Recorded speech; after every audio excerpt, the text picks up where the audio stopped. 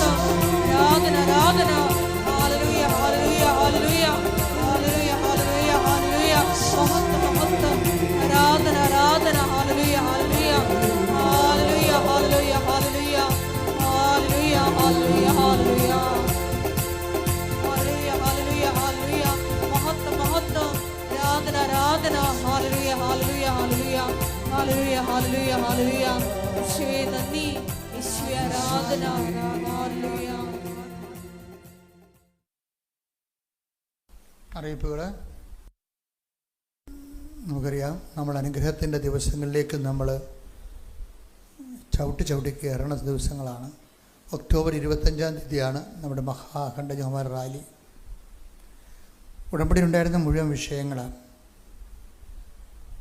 ആ വിഷയങ്ങളിൽ എവിടെയെങ്കിലും ഒരു ഉടക്ക് വന്നിട്ട് പോയ വിഷയങ്ങളെ പോലും ചടവ് നിവർത്തിക്കൊണ്ട് ആധ്യാത്മികമായ അതിശക്തി അനുഭവിക്കുന്ന ഒരു ഉടമ്പടി പ്രാർത്ഥന പ്രയാണമാണ് മഹാ അഖണ്ഡ ജപമാല റാലി. റാലിക്ക് ഒത്തിരിയേറെ പ്രാർത്ഥനകൾ ആവശ്യമുണ്ട്. ഒരു കുഞ്ഞിന് പോലും ഒരു അപകടം ഉണ്ടാകാതെ ദൈവം ഇത്രയും കാലം നമ്മളെ കാത്തു. ഇനിയുള്ള കാലങ്ങളിലും നിങ്ങൾ ഇവിടെ റാലി പങ്കെടുക്കുന്ന ഓരോ വ്യക്തികൾക്കും അവിടെ കുടുംബങ്ങൾക്കും സമർപ്പിച്ചുകൊണ്ട് നിങ്ങൾ മാതാവിൻ്റെ തിരുസന്നിധി ജപമാല ചൊല്ലി പ്രാർത്ഥിക്കണം. അനുകൂലമായ കാലാവസ്ഥയ്ക്ക് വേണ്ടി പ്രാർത്ഥിക്കണം. നമ്മൾ ഒരു 3 ലക്ഷത്തോളം പേരാണ് കഴിഞ്ഞ കൊല്ലം ഉണ്ടായത് വന്ന് പങ്കെടുത്തത്. അവർക്കെല്ലാം നമ്മൾ ഭക്ഷണം കൊടുത്തിരുന്ന ലഘുഭക്ഷണം, അതിന് ചിലവുണ്ട്. പിന്നെ ഇതിനു വേണ്ടി കുറേയധികം വാഹനങ്ങൾ, ലക്ഷക്കണക്കിന് മനുഷ്യരെല്ലാം നമ്മൾ അർത്തിങ്കലിൽ നിന്ന് ഇത് നാഷണൽ ഹൈവേയിലേക്ക് റാലി കഴിഞ്ഞ് കൊണ്ടുപോയി ആക്കി കൊടുക്കണത്. അപ്പം അതിൻ്റെ ചിലവുകൾ 10-18 ആംബുലൻസുകൾ വേണം. അങ്ങനെ കുറേ ചിലവുകൾ ഇതിൻ്റെ പിന്നെ വരുന്നുണ്ട്. രാത്രി വന്ന് താമസിക്കുന്നവരുണ്ട്. കഴിഞ്ഞ കൊല്ലം 2800 പേരാണ് രാത്രി ഇവിടെ വന്ന് സ്കൂളിൽ താമസിച്ചത്. അവരുടെ ഭക്ഷണം, അത് നോക്കുന്നവർക്കുള്ള സ്കൂൾ വാടക, അങ്ങനെ കുറേ ചിലവുണ്ട്. അങ്ങനെ ആർക്കെങ്കിലും ഈ മേഖലയിൽ ഈ ചിലവിനെ ഏറ്റെടുക്കാൻ സന്നദ്ധരാണെങ്കിൽ മാതാവിൽ അങ്ങനെ ഒരു നേർച്ച വന്നാൽ നിങ്ങൾക്ക് ഉപയോഗിക്കുന്ന നമ്പർ ഇതാണ്. കൃപാസനം ചാരിറ്റബിൾ ട്രസ്റ്റിൻ്റെ account number 1053 55 84 776 SBI Kalavoor. SC number SBIN number 000, അതായത് 30 86 22. കൃപാസനം റാലിയെ സഹായിക്കാൻ ആഗ്രഹിക്കുന്നവർക്ക് ഒരു നമ്പർ കൂടിയുണ്ട്. Kripasanam charitable trust account number 04 45 07 3 പിന്നെ 60 പിന്നെ 291. South Indian Bank Alappuzha. IFSC bar -SIBL 4044 ഇതെല്ലാം യൂട്യൂബിൽ ലഭിക്കുന്നതായിരിക്കും. ഇതിൻ്റെ കൂടെ തന്നെ എല്ലാ രാജ്യങ്ങളിലും ഇപ്പം നമ്മൾ അടുത്ത നിങ്ങൾക്കറിയാമല്ലോ, അച്ഛനെ ഇപ്പോഴ് പുറത്ത് 2 മാസം കൂടുതൽ ഒരിക്കൽ അച്ഛൻ പുറത്ത് ഒരു ധ്യാനം എടുക്കും, അല്ലെങ്കിൽ 2 ധ്യാനം എടുക്കും. നിങ്ങൾ ഒരു ഇമ്പ്രഷൻ ഉണ്ടാകരുത് അച്ഛൻ ഫുൾ ടൈം ഔട്ടാണെന്നാകരുത്. 2 മാസത്തിൽ ഒരിക്കലേ ഉള്ളൂ. 2 മാസത്തിൽ ഒരിക്കൽ 7 ദിവസം പുറത്തുള്ള ധ്യാനം. ഇപ്പോൾ ഈ അടുത്ത മാസം ഒക്ടോബർ മാസം ആകുമ്പോൾ ആദ്യ വാരങ്ങൾ ചിലപ്പോൾ ഫ്രാൻസിൽ ധ്യാനം ഉണ്ടാകും. ലൂർദിൽ മാതാവ് പ്രത്യക്ഷപ്പെട്ട സ്ഥലത്ത് ഉടമ്പടി ധ്യാനം. അപ്പോൾ ഉടമ്പടി ധ്യാനം ലോകം മുഴുവൻ ഇങ്ങനെ പ്രചരിച്ച് മാതാവ് ഏറ്റെടുത്ത് പ്രത്യക്ഷീകരണമല്ലേ. ഇതിൻ്റെ പവർ എന്ന് പറയുന്നത് പ്രത്യക്ഷീകരണമാണല്ല. പ്രത്യക്ഷീകരണത്തിൻ്റെ സന്ദേശമാണ് ഈ ലോകത്ത് കൈമാറിക്കൊണ്ടിരിക്കുന്നത്. ഇപ്പോൾ അമേരിക്കയിൽ ഷിക്കാഗോയിലുണ്ടായിരുന്നു, ഹൂസ്റ്റലിലുണ്ടായിരുന്നു, ഫിലാഡൽഫിയയിലുണ്ടായിരുന്നു. പിന്നെ അടുത്ത കൊല്ലം 2-3 ധ്യാനങ്ങൾ അവിടെ ഉണ്ട്. അപ്പം ഇങ്ങനെ വരുമ്പോൾ ഇപ്പോൾ കഴിഞ്ഞ മാസം ഇംഗ്ലണ്ടിലുണ്ടായിരുന്നു 2 ധ്യാനങ്ങൾ. അപ്പം ഇങ്ങനെ വരുമ്പോൾ ആ സമയം 6 ദിവസമേ അച്ഛൻ പുറത്ത് പോകത്തുള്ളൂ. അപ്പം നിങ്ങൾ വിചാരിക്കും ഞാൻ കൃപാസനത്തിൽ ഉണ്ടാകത്തില്ലെന്ന് വിചാരിച്ച് നിങ്ങൾ കൃപാസനം വരാതിരിക്കരുത്. അത് മണ്ടത്തരമാണ്. അച്ഛനെ കാണാനാണ് നിങ്ങൾ കൃപാസനത്തിൽ വരുന്നത്? അല്ലല്ല, അമ്മയെ കാണാനും ആത്മീയമായി ജീവിക്കാനും അല്ലേ. ആ ഒരു ബോധം ഉണ്ടെങ്കിൽ കുഴപ്പമൊന്നുമില്ല. അപ്പോൾ അതുകൊണ്ട് തന്നെ ഞാൻ പോയാൽ ഞാൻ അങ്ങനെ വിനോദത്തിനൊന്നും പോകത്തില്ല. ആ ധ്യാനം കഴിയുക, അടുത്ത പ്ലെയിനിൽ ഇങ്ങോട്ട് പോരുക. അത് ഞാൻ ഇന്നുവരെ ചെയ്തിരിക്കണ എല്ലാം അതാണ്. ധ്യാനം കഴിഞ്ഞ് ആ ധ്യാനത്തിൻ്റെ തലേദിവസം ചെല്ലും, ധ്യാനം കഴിയുമ്പോൾ അന്ന് രാത്രി ഇങ്ങോട്ട് പോരും. അപ്പോൾ പെട്ടെന്ന് കൃപാസനത്തിൽ ഞാൻ വന്ന് കയറുക, ആൾക്കാരെ വരും. വന്നാൽ ഇവിടെ വന്ന് കിടന്ന് ഉറങ്ങത്തൊന്നുമില്ല. വന്നാൽ ഉടനെ അമേരിക്കയിൽ നിന്ന് വന്നപ്പോഴും ഇംഗ്ലണ്ടിൽ നിന്ന് വന്നപ്പോഴും വെളുപ്പിനെ വന്ന് അപ്പത്തിന് ആൾക്കാരെ വന്ന് കുളിച്ചൊരുങ്ങി ആൾക്കാരെ വരും, ആൾക്കാരെ കാണും. കാര്യം അത് അമ്മ മാതാവ് നമുക്ക് തന്നിരിക്കുന്ന ഒരു അനുഗ്രഹമാണത്. അപ്പോൾ അതുകൊണ്ട് ഞാൻ ആൾക്കാരെ വേദനിച്ച് വരുന്നവരെ കാണാതിരിക്കത്തില്ല. അപ്പോൾ ആ 2-3 ദിവസങ്ങളിൽ ഈ അച്ഛനെ അതുകൊണ്ട് ഞാൻ നിങ്ങളോട് പറയണത്, നിങ്ങളൊന്ന് വിളിച്ചു അച്ഛനെ കാണണമെന്ന്. ഇവിടെ അച്ഛനില്ലെങ്കിലും നിറച്ച ആളാണ്, ഒരു കുഴപ്പമില്ല. പണ്ടങ്ങനെ അല്ലായിരുന്നു. ഇപ്പോൾ ആൾക്കാർക്ക് ഇപ്പോൾ കാര്യം മനസ്സിലായി. അച്ഛനല്ല കാര്യം ഇരിക്കണത്, ഉടമ്പടിയിലും അമ്മയിലുമുള്ള ആത്മീയ ജീവിതത്തിലാണ് കാര്യം ഇരിക്കണമെന്ന് ഇപ്പോൾ ആൾക്കാർക്ക് മനസ്സിലായി. അത് കാരണം ഞാനിവിടെ ഇല്ലെങ്കിലും എല്ലാ ദിവസവും ഉള്ള പോലെ തന്നെ ആൾ കൃപാസനത്തിലുണ്ട്. ഉടമ്പടി പുതുക്കുകയും ചെയ്യുന്നുണ്ട്, ഉടമ്പടി എടുക്കുകയും ചെയ്യുന്നുണ്ട്. ഇൻ കേസ് ക്യാൻസർ ഫോർത്ത് പോലെ രോഗികൾ, ജപ്തി നടപടിക്കാർ അങ്ങനെയൊക്കെ ഉണ്ടെങ്കിൽ നിങ്ങൾ അച്ഛനെ കണ്ടേ പറ്റത്തുള്ളൂ എന്നുള്ളത് തോന്നല് നിങ്ങളൊന്ന് വിളിച്ച് ചോദിക്കണം, അച്ഛനുണ്ടോ എന്ന് ചോദിക്കണം. അപ്പോൾ അവർ ആ നമ്പർ പറയും, 9447285400. ചിലപ്പോൾ 2 ദിവസം വിളിക്കേണ്ടി വരുമായിരിക്കും. കാര്യം നല്ല തിരക്കുള്ള ഒരു ഫോൺ, 10-800 ഫോൺ വരുന്ന കാരണം നല്ല തിരക്കുണ്ട്. രാവിലെ 5 മണി തൊട്ടാണ് 5:30 തൊട്ടാണ് ഫോൺ വർക്ക് ചെയ്യണത്. അതായത് ഇപ്പോൾ 5:30 തൊട്ട് നമ്മുടെ പ്രത്യക്ഷീകരണ പ്രാർത്ഥന കഴിയുമ്പോൾ തന്നെ ആ ഫോൺ വർക്ക് ചെയ്യും. അപ്പോൾ വർക്ക് ചെയ്ത് കഴിഞ്ഞാൽ പിന്നെ നമുക്ക് സ്ഥിരമായിട്ട് ഓഫീസിൽ വർക്കണ 9 തൊട്ട് 5 മണി വരെയാണ്, 5-5:30 വരെയാണ്. ആ സമയത്ത് ആൾക്കാരെ വിളിച്ചിട്ട് തിരക്കിയാൽ മതി. അപ്പോൾ ഒരാഴ്ചക്ക് മുമ്പ് അറിയാൻ പറ്റും അച്ഛന് ഏത് ദിവസം ഉണ്ട് ഏത് ദിവസം ഇല്ലെന്നുള്ളത്. അത് അച്ഛനെ കാണാൻ വരുന്നൊരു ന്യൂനപക്ഷം മാത്രമേ ഉള്ളൂ ആ വിഷയം. ബാക്കി എല്ലാവർക്കും അച്ഛനൊരു പ്രശ്നമേ അല്ല.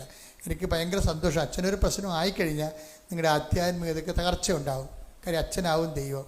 അങ്ങനെ കുട്ടി ദൈവം കളിക്കാമെന്ന് എനിക്ക് താല്പര്യമില്ല. പണ്ടുപോലെ ഞാൻ ദൈവദർശനം അങ്ങനെ ചെയ്തിട്ടുമില്ല. പിന്നെ എന്ന് വെച്ചാൽ കൂടുതൽ വിഷമിരിക്കുന്നവരോട് എനിക്ക് ചിലപ്പോൾ സംസാരിക്കേണ്ടി വരും. ചിലപ്പോൾ അവർക്കൊരു ഉപദേശം കൊടുക്കേണ്ടി വരും, ചിലപ്പോൾ അവർക്ക് ഒരു ബ്ലെസ്സിങ് കൊടുക്കേണ്ടി വരും, നിലനിൽപ്പിൻ്റെ ഒരു വരം കൊടുക്കേണ്ടി വരും. അപ്പം അങ്ങനെയുള്ളവർ അപ്പം നിങ്ങളെപ്പോഴും ചെയ്യേണ്ട സത്യം ഞാൻ എപ്പോഴും ഞാൻ നോക്കുന്നത് ഉടമ്പടി നിങ്ങൾ വിശ്വസ്തരാണെന്ന് ഞാൻ നോക്കത്തുള്ളൂ. അതാണ് ഇവിടെയൊക്കെ ബഹളമൊക്കെ കേൾക്കണത്. കാര്യം ഫ്രോഡുകൾ കയറി വരണമുണ്ടാണ്. അവർക്ക് ഉടമ്പടിയായിട്ടൊരു ബന്ധമില്ല.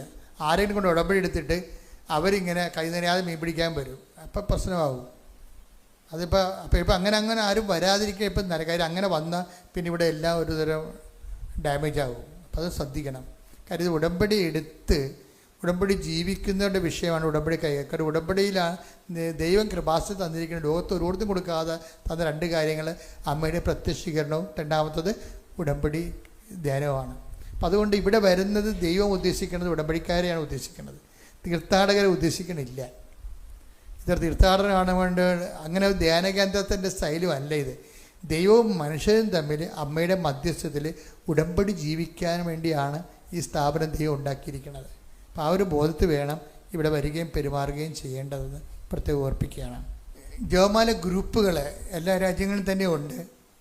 അച്ഛൻ അറിയുന്നതുകൊണ്ട് അറിയാത്തതുകൊണ്ട്. അപ്പോൾ അവരെല്ലാം ഈ ദിവസങ്ങളിൽ ഇന്നു മുതൽ കുറച്ചുകൂടി തീഷ്ണമായിട്ട് അഖണ്ഡ ജപമാല എല്ലാം ആഴ്ചയിൽ നടത്തുന്നവരുണ്ട്. ഗൾഫ് രാജ്യങ്ങളിലൊക്കെ വെള്ളിയാഴ്ചയാണ് നടക്കുന്നത്. മറ്റു രാജ്യങ്ങളിലെല്ലാം അവർ നമ്മുടെ രാജ്യത്ത് നമ്മുടെ ഓരോ സംസ്ഥാനങ്ങളിലുമുണ്ട് ജപമാല ഗ്രൂപ്പുകൾ, പിന്നെ ഓരോ ജില്ലകളിലുണ്ട്. അപ്പോൾ അവരെല്ലാം ഉടമ്പടി എടുത്തവരായിരിക്കണം. ഉടമ്പടി എടുക്കാത്തവരുണ്ടെങ്കിൽ ഉടമ്പടി എടുത്തവർ ആ കൂട്ടായ്മയെ കൂട്ടിയിട്ട് അവർക്ക് പ്രാർത്ഥിക്കുകയും ചെയ്യാം. പതുക്കെ അവർ ഉടമ്പടി എടുക്കാൻ വേണ്ടി അവരെ ഒരുക്കുകയും ചെയ്യാം. പക്ഷേ അങ്ങനെയുള്ളവരെല്ലാം റാലിയുടെ വിജയത്തിന് വേണ്ടി റാലി പങ്കെടുക്കുന്ന എല്ലാ മനുഷ്യരും ദൈവ അനുതാപം ഉണ്ടാകണം. അവർക്ക് റാലിയിൽ പങ്കെടുക്കുന്ന എല്ലാവർക്കും അനുതാപം ഉണ്ടാകാനും ആത്മവിശുദ്ധികൾ സംഭവിക്കാനും ജീവിത സുവിശേഷ സാക്ഷ്യം ഉണ്ടാകാൻ വേണ്ടിയാണ് നിങ്ങൾ റാലിയിൽ ഇന്നു മുതൽ പ്രാർത്ഥിക്കേണ്ടത്. അങ്ങനെ പ്രാർത്ഥിക്കുന്നവരെ അവരുടെ ഗ്രൂപ്പിൽ അഖണ്ഡ ജപം നടത്തുന്ന വീഡിയോ ഇങ്ങോട്ട് സെൻഡ് ചെയ്യേണ്ടതാണ്. സെൻഡ് ചെയ്യേണ്ട നമ്പർ 95 67 65 2969. ഈ നമ്പറിലാണ് നിങ്ങളുടെ അഖണ്ഡജപമായ മധ്യസ്ഥ പ്രാർത്ഥന വീഡിയോ സെൻഡ് ചെയ്യേണ്ടത്. ഇനി ഇതിൻ്റെത് വോളണ്ടിയേഴ്സ് ഉണ്ട്. അതും സെയിം നമ്പർ തന്നെ വോളണ്ടിയേഴ്സ് ആകാൻ വേണ്ടി. കഴിഞ്ഞ പോലെ 800 വോളണ്ടിയേഴ്സ് ഉണ്ടായിരുന്നു. ഇവിടുന്ന് അവിടം വരെ വോളണ്ടിയേഴ്സ് നിൽക്കുകയാണേ. 800 പേരും നിൽക്കും. 800 പേർക്ക് നമ്മളെന്ത് ചെയ്യും? രാവിലെ തന്നെ അവരുടെ ഭക്ഷണം, ബ്രേക്ക്ഫാസ്റ്റും അവരുടെ ഉച്ചക്കുള്ള ഭക്ഷണവും ഇവിടുന്ന് 4 മണിക്ക് കൊടുത്തു വിടും. എന്നിട്ട് വണ്ടി എടുത്തിട്ട് ഈ വഴി നീളെ നിൽക്കുന്ന വോളണ്ടിയേഴ്സിന് എല്ലാം കൊടുക്കും. തിരിച്ച് വൈകുന്നേരം ആകുമ്പോൾ കളക്ട് ചെയ്ത് കൊണ്ടുവന്ന് ആക്കി കൊടുക്കും. അതാണ് ചിലവൊക്കെ വരുന്നതെന്ന് പറഞ്ഞതിൻ്റെ കാര്യം അതാണ്. അപ്പം അതുകൊണ്ട് അങ്ങനെയുള്ള വോളണ്ടിയേഴ്സ്, ഉടമ്പടി ജീവിക്കുന്ന വോളണ്ടിയേഴ്സ്, അവർ വോളണ്ടിയർ ചെയ്യാൻ താല്പര്യമുള്ളവർ ഈ വാട്സപ്പ് ഗ്രൂപ്പിൽ അംഗത്വം എടുക്കേണ്ടതാണ്. 95 67 65 29 69. അപ്പോൾ ആ വാട്സപ്പ് ഗ്രൂപ്പിൻ്റെ ആ മധ്യസ്ഥ പ്രാർത്ഥന ലീഡർ തന്നെയായിരിക്കണം അതിൻ്റെ അഡ്മിൻ. അപ്പോൾ വോളണ്ടിയേഴ്സ് പ്രത്യേകം ഈ നമ്പർ ഉപയോഗിച്ചുകൊണ്ട് ഈ വാട്സപ്പ് കൂട്ടായ്മയിലേക്ക് പങ്കെടുത്തുകൊണ്ട് അതിൻ്റെ ഫോട്ടോ, നിങ്ങൾ പ്രാർത്ഥിക്കുന്ന ഫോട്ടോ അയച്ചു തരേണ്ടതാണ്. ജനങ്ങളുടെ സുരക്ഷിതത്തിന് വേണ്ടി പ്രത്യേകം പ്രാർത്ഥിക്കണം. നല്ല കാലാവസ്ഥയ്ക്ക് വേണ്ടി. പരിശുദ്ധ പരമദിവ്യകാരുണ്യത്തിന് നേരവും ആരാധനയും സ്തുതിയും പുകഴ്ചയും ഉണ്ടായിരിക്കട്ടെ. പരിശുദ്ധ പരമദിവ്യകാരുണ്യത്തിന് നേരവും ആരാധനയും സ്തുതിയും പുകഴ്ചയും ഉണ്ടായിരിക്കട്ടെ. പരിശുദ്ധ പരമദിവ്യകാരുണ്യത്തിന് നേരവും ആരാധനയും സ്തുതിയും പുകഴ്ചയും ഉണ്ടായിരിക്കട്ടെ. എല്ലാവരും സ്വസ്ഥമായിട്ടിരിക്കുക. ഓരോ ദിവസത്തിലുള്ള സാക്ഷ്യങ്ങൾ കേൾക്കുമ്പോഴും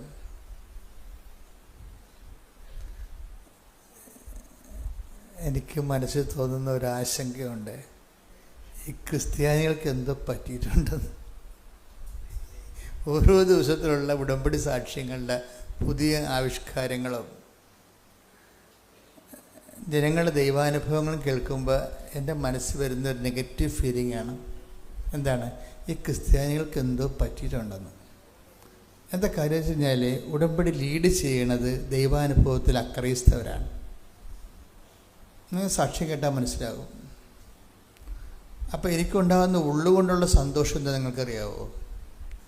ഈ ഉടമ്പടി അത്ര കണ്ട അറിവില്ലാത്തവർക്കും ഇത് വളരെ സങ്കീർണമായിട്ട് തോന്നുന്നുണ്ടെങ്കിലും ഇത് വളരെ ലളിതമായി നടപ്പിൽ വരുത്തിക്കൊണ്ട് ഉന്നതമായ ദൈവാനുഭവം പ്രാപിക്കുന്നവരുടെ സാധാരണക്കാരും അതുപോലെ തന്നെ അഭ്യസവിദ്യരുമുണ്ട്. അപ്പോൾ ഈ പ്രോജക്റ്റ്, ഈ ഫോർമുല ആപ്ലിക്കബിൾ ആണ്.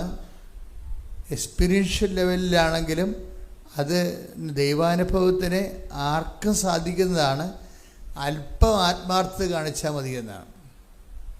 ഞാൻ നേരത്തെയൊക്കെ പറഞ്ഞുകൊണ്ടിരുന്നത് ഉടമ്പടി വിശ്വാസത്തിലല്ല ചെയ്യണത്, പിന്നെ എന്തിനാണ്? വിശ്വസ്തതയിലാണ് ചെയ്യണമെന്നല്ലേ. വിശ്വസ്തതയാകുമ്പോൾ നിങ്ങൾക്ക് എന്തുമാത്രം അത് മനസ്സിലാവുമെന്ന് അറിയത്തില്ല. പക്ഷെ ഉടമ്പടി വിശ്വസ്തതയേക്കാൾ ഉപരി ആത്മാർത്ഥതയാണ് ഇതിൻ്റെ അകത്ത് അന്തസത്യം എന്ന് പറയണത്. നിങ്ങൾക്കൊരു ഉടമ്പടി അനുഭവങ്ങൾ വേണമെങ്കിൽ വിശ്വാസം ഓൾറെഡി ഉണ്ടാകണം. പിന്നെ എന്താണ്? വിശ്വസ്തത ഉണ്ടാവണം. വിശ്വാസത്തിൻ്റെ കണ്ടിന്യൂറ്റിക്കാണ് നമ്മൾ തുടർച്ചയുള്ള വിശ്വാസത്തിനാണ് നമ്മൾ വിശ്വസ്തത എന്ന് പറയുന്നത്. പക്ഷേ ഉടമ്പടി പെട്ടെന്ന് ഒരു പ്രസൻസ് ഫീൽ ചെയ്യണമെങ്കിൽ, കാര്യം നിങ്ങൾക്ക് സൗഖ്യം വന്നെന്ന് ഒരു സാക്ഷ്യങ്ങൾ കേട്ടാൽ, ഇപ്പോൾ ക്യാൻസർ 4th സ്റ്റേജ് സുഖപ്പെട്ടു, ലിവർ ക്യാൻസർ സുഖപ്പെട്ടു എന്നൊക്കെ പറഞ്ഞാലും ഞാൻ അത്ര കണ്ട് ശ്രദ്ധിക്കത്തില്ല. അത് സ്വാഭാവികമായിട്ട് സംഭവിക്കുന്ന കാര്യങ്ങളാണ്.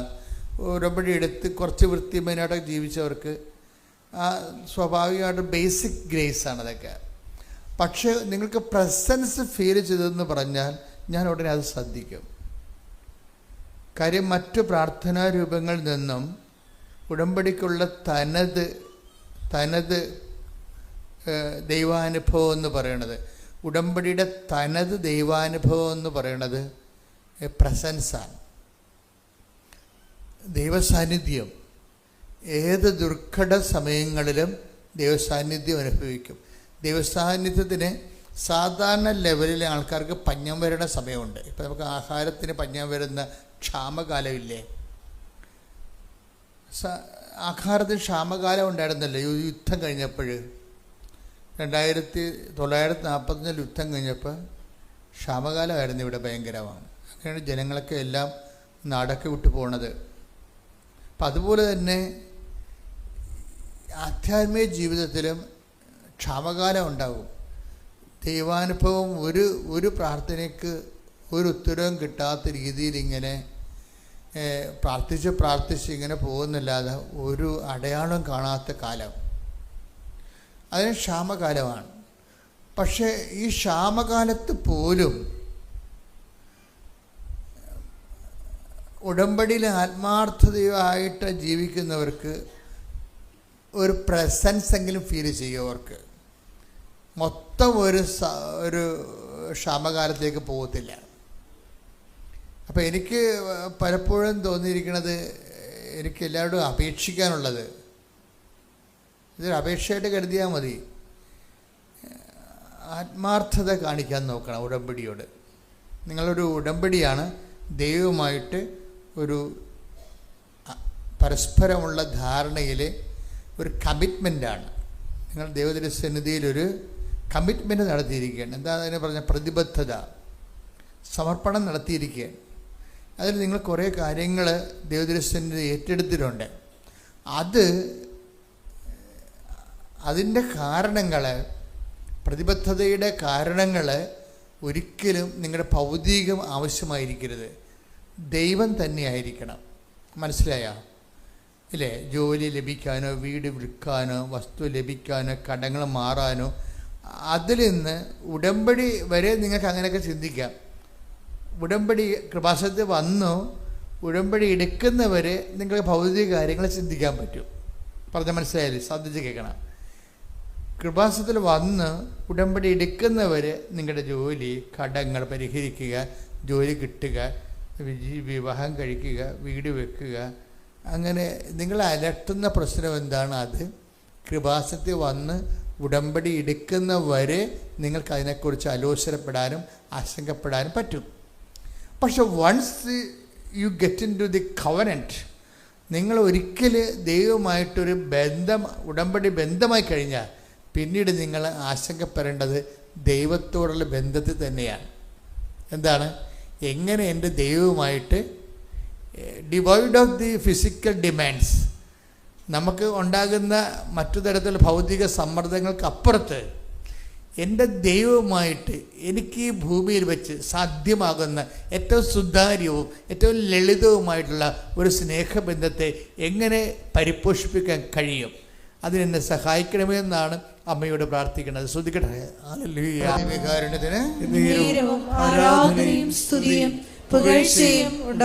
പരിശുദ്ധ പരമ ദിവ്യകാരുണ്യത്തിന് ആരാധനയും സ്തുതിയും പുകഴ്ചയും ഉണ്ടായിരിക്കട്ടെ. എൻ്റെ പ്രിയപ്പെട്ടവരെ, കഴിഞ്ഞ ദിവസങ്ങളിലെ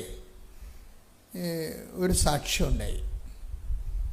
ആ സാക്ഷ്യത്തിൻ്റെ താഴെ 500 കമൻസ് ഉണ്ട് നമ്മുടെ യൂട്യൂബിൽ. സാക്ഷ്യം ആണ്ടാണെന്നറിയാമോ? ഒരു അപ്പനും മകനും 100% അന്ധര. അപ്പോൾ ഈ അപ്പനും മകനും ആൾക്കാരെ കയറിയിരിക്കണം. അപ്പോൾ അവർ പറയണ കാര്യം അവിടെ അന്ധത സുഖപ്പെടുത്തണമെന്നല്ല പറയണത്. അവർ പറയുന്ന കാര്യം രസമാണ്. അത് എഴുതിയിരിക്കുന്നത് മുഴുവനും ആ കമൻസുകളെല്ലാം പറഞ്ഞ മാതാവേ, ഇനി ഇവർ ആൾക്കാരെ വരുമ്പോൾ ഇവിടെ കണ്ണ് തുറന്ന് കൊടുക്കണേ എന്നാണ് ആൾക്കാർ കമൻറ്റ് ചെയ്തിരിക്കുന്നത്. പക്ഷെ അവരതല്ല പറയണത്. അവർ അപ്പനും മകനും 100% അന്ധരാണ്. അവർ ആൾക്കാരെ കയറി നിൽക്കണം. അവർ പറയണത് അവരുടെ ഉടമ്പടി അനുഭവങ്ങളെക്കുറിച്ചാണ് പറയണത്. അതെന്ത് സംഭവിച്ചു കഴിഞ്ഞാൽ, മകന് അവന് 9ാം ക്ലാസ്സിലെത്തിയപ്പോൾ അവൻ പറഞ്ഞു, എനിക്ക് കമ്പ്യൂട്ടർ സയൻസ് പഠിക്കണമെന്ന് പറഞ്ഞു. ഓക്കെ, അവർ അന്ധരാണെങ്കിൽ അവരുടെ ആഗ്രഹങ്ങൾ കണ്ടില്ലേ. അപ്പോൾ അവർ തോറ്റിട്ടില്ലെന്നല്ല, ജീവിതത്തിൻ്റെ മുമ്പിൽ തോറ്റു കൊടുക്കാൻ തയ്യാറല്ലെന്ന്. ശ്രദ്ധിക്കട്ടെ. ഹല്ലേലൂയ. വലിയ ഒരു പസ്സില് കൊട്ടത്തേങ്ങ പോലെ കൈകാര്യം ചെയ്യാൻ പറ്റാത്തൊരു വിഷയമാണ്. എന്താ കാര്യം? സ്ക്രീൻ കാണാൻ പാടില്ലാത്തവൻ, കമ്പ്യൂട്ടറിൻ്റെ സ്ക്രീൻ കാണാൻ പാടില്ലാത്തവൻ എങ്ങനെ കമ്പ്യൂട്ടർ സയൻസ് പഠിക്കണത്? അത് നോൺസെൻസ് അല്ലേ? നോൺസെൻസ് ആണെങ്കിലും അതിനൊരു സെൻസും ഇല്ലെങ്കിലും ആ മകനത് ആഗ്രഹിക്കുകയാണ്. അപ്പം പറയണത് നമുക്ക് അമ്മയോട് പറയാവുന്നതാണ് പറയണത്. അപ്പൻ അതിൻ്റെ അകത്ത് എടാ ഇതെങ്ങനെ സാധിക്കൂടാന്നൊന്നും അപ്പൻ നിരുത്സാഹപ്പെടുത്തണില്ല. വിശ്വാസിക്കുണ്ടാകുന്ന പ്രശ്നം എന്താണെന്ന് വെച്ച് കഴിഞ്ഞാൽ, വിശ്വാസി ഓട്ടോമാറ്റിക്കായിട്ട് അവന് ഉണ്ടാകുന്നൊരു ഗുണം എന്താണ്? പ്രത്യാശ ഉണ്ടാകും. മനസ്സിലായില്ലേ? വിശ്വാസിക്ക് വിശ്വാസം മൂത്ത് കഴിയുമ്പോഴാണ് പ്രത്യാശ വരണത്. വിശ്വാസത്തിൻ്റെ ഒരു വിഷയം എന്ന് പറയുന്നത്, ഈശോയുടെ ഒരു പ്രാർത്ഥന കേട്ടിട്ടില്ലേ? വിശ്വാസം മൂത്ത് ഈശോ പ്രത്യാശ പ്രഘോഷിക്കുന്ന ഒരു ഭാഗമുണ്ട്. എന്താണ്? പിതാവേ, അങ്ങേക്ക് എല്ലാം സാധ്യമാണ്. ഒന്ന് പറഞ്ഞ് take the word of God. സ്തുതിക്കട്ടെ. ഹല്ലേലൂയ ഹല്ലേലൂയ ഹല്ലേലൂയ ഹല്ലേലൂയ. യേശുവേ നന്ദി, യേശുവേ സ്തുതി, ഹല്ലേലൂയ. യേശുവേ ആരാധന ആരാധന ആരാധന. യേശുവേ നന്ദി, മഹത്വം മഹത്വം മഹത്വം മഹത്വം. 14:36 അവൻ പറഞ്ഞു ആബാ പിതാവേ, എല്ലാം അങ്ങേക്ക് സാധ്യമാണ്. എല്ലാം അങ്ങേക്ക് സാധ്യമാണ്. വിഷയം അതായത് മുമ്പേ കാണുന്ന വിഷയങ്ങൾ എന്താണ്? കർത്താവ് പറയുന്നത്, സാധ്യമെങ്കിൽ ഈ പാനപാത്രം എന്നിൽ നിന്ന് നീക്കിക്കളയണമെന്നുള്ള ആ ദുർഘട നിമിഷങ്ങളിലും ദൈവത്തിന് അനന്ത സാധ്യതയെ പ്രഘോഷിക്കാനുള്ള സാധ്യതയാണ് വിശ്വാസം നൽകുന്നത്. വിശ്വാസത്തിൽ നിന്നാണ് ഈ പ്രത്യാശ വരുന്നത്. പ്രത്യാശ എന്ന് പറഞ്ഞാൽ എല്ലാ വിഷയങ്ങളെയും വിശ്വാസം സ്നേഹത്താൽ കടുക് എണ്ണയിൽ വറയിടുന്ന പോലെ വിശ്വാസം സ്നേഹത്താൽ മൂക്കും. അതാണ് സ്നേഹത്താൽ പ്രവർത്തനക്ഷമമായ വിശ്വാസം എന്ന് പറയുന്നത്. Take the word of God. സ്തുതിക്കട്ടെ. ഹല്ലേലൂയ ഹല്ലേലൂയ ഹല്ലേലൂയ. യേശുവേ ആരാധന ആരാധന ആരാധന. യേശുവേ നന്ദി, മഹത്വം മഹത്വം മഹത്വം. ഗലാത്യ 5:6 എന്തെന്നാൽ യേശുക്രിസ്തുവിൽ വിശ്വസിക്കുന്നവർക്ക് പരിച്ഛേദനമോ അപരിച്ഛേദനമോ കാര്യമല്ല. സ്നേഹത്തിലൂടെ പ്രവർത്തന നിരതമായ വിശ്വാസമാണ് സുപ്രധാനം. ഞാൻ ഇടയ്ക്ക് നിങ്ങളോട് പറയാറുണ്ട്, ഉടമ്പടിയുടെ ഇന്ധനം എന്ന് പറയുന്നത് ഇതാണ്. എന്താണ്? സ്നേഹത്താൽ പ്രവർത്തനക്ഷമമായ വിശ്വാസം, സ്നേഹത്താൽ പ്രവർത്തനക്ഷമമായ പ്രത്യാശ. അപ്പം ഇവിടുത്തെ ഇപ്പം നമ്മൾ പെട്രോൾ കൊണ്ട് പ്രവർത്തനക്ഷമമായ കാറ്, ഏവിയേഷൻ ഓയിൽ കൊണ്ട് പ്രവർത്തനക്ഷമമായ എയ്റോപ്ലെയിൻ എന്നൊക്കെ പറഞ്ഞ പോലെ സാങ്കേതിക ജ്ഞാനമാണിത്. നമ്മുടെ ഇതിലുള്ള വിശ്വാസം വരണത്, എൻ്റെ മക്കൾ ശ്രദ്ധിക്കണം, ഉടമ്പടി ഒരു പരസ്പര ബന്ധമാണല്ലേ. അപ്പോൾ ഈ പരസ്പര ബന്ധത്തിൽ ഗിയർ ചേഞ്ച് ചെയ്യും. First gear, second gear, third ഗിയറിലായിട്ട് പോകുമ്പോൾ സ്നേഹം, വിശ്വാസം, പ്രത്യാശ, സ്നേഹം. പക്ഷേ എങ്കിലും ഈ വിശ്വാസം എന്ന് പറയുന്ന ആദ്യത്തെ ഫസ്റ്റ് ഗിയറിന് അത് സ്നേഹത്തിലാണ് വർക്ക് ചെയ്യേണ്ടത്, അല്ല ബുദ്ധിയിലല്ല. വിശ്വാസത്തിൻ്റെ പ്രത്യേകത എന്ന് പറയുന്നത്, ബിബ്ലിക്കൽ ഫെയ്ത്ത് എന്ന് പറയണത്, അത് ആ ബിബ്ലിക്കൽ ഫെയ്ത്ത് വർക്കൗട്ട് ചെയ്യണത് സ്നേഹത്താലാണ്. ബിബ്ലിക്കൽ ഹോപ്പ് വർക്ക് ചെയ്യണതും സ്നേഹത്താലാണ്. അപ്പോൾ ബേസിക്കായിട്ട് നമ്മുടെ മുമ്പിലുള്ള ചലഞ്ച് എന്താണ്? What is our basic challenge? അടിസ്ഥാനപരമായി നമ്മുടെ മുമ്പിലുള്ള ഉണ്ടാകുന്ന വെല്ലുവിളി എന്താണ്? സ്നേഹിക്കുക എന്നുള്ളതാണ്. ആരെ സ്നേഹിക്കുക? ദൈവത്തെ എന്തിനാണ് നിങ്ങൾ ഉടമ്പടി എടുത്തതെന്ന് ചോദിച്ചാൽ, എൻ്റെ മക്കളെ, ഏത് പച്ചപ്പാതയിലേക്ക് നിങ്ങളെ കണ്ണും പൂട്ടി പറയാൻ പറ്റണം. എന്താണ്? ദൈവത്തെ സ്നേഹിക്കാൻ. കൈയടിച്ച് ശ്രദ്ധിക്കട്ടെ. ഹല്ലേലൂയ ഹല്ലേലൂയ ഹല്ലേലൂയ ഹല്ലേലൂയ ഹല്ലേലൂയ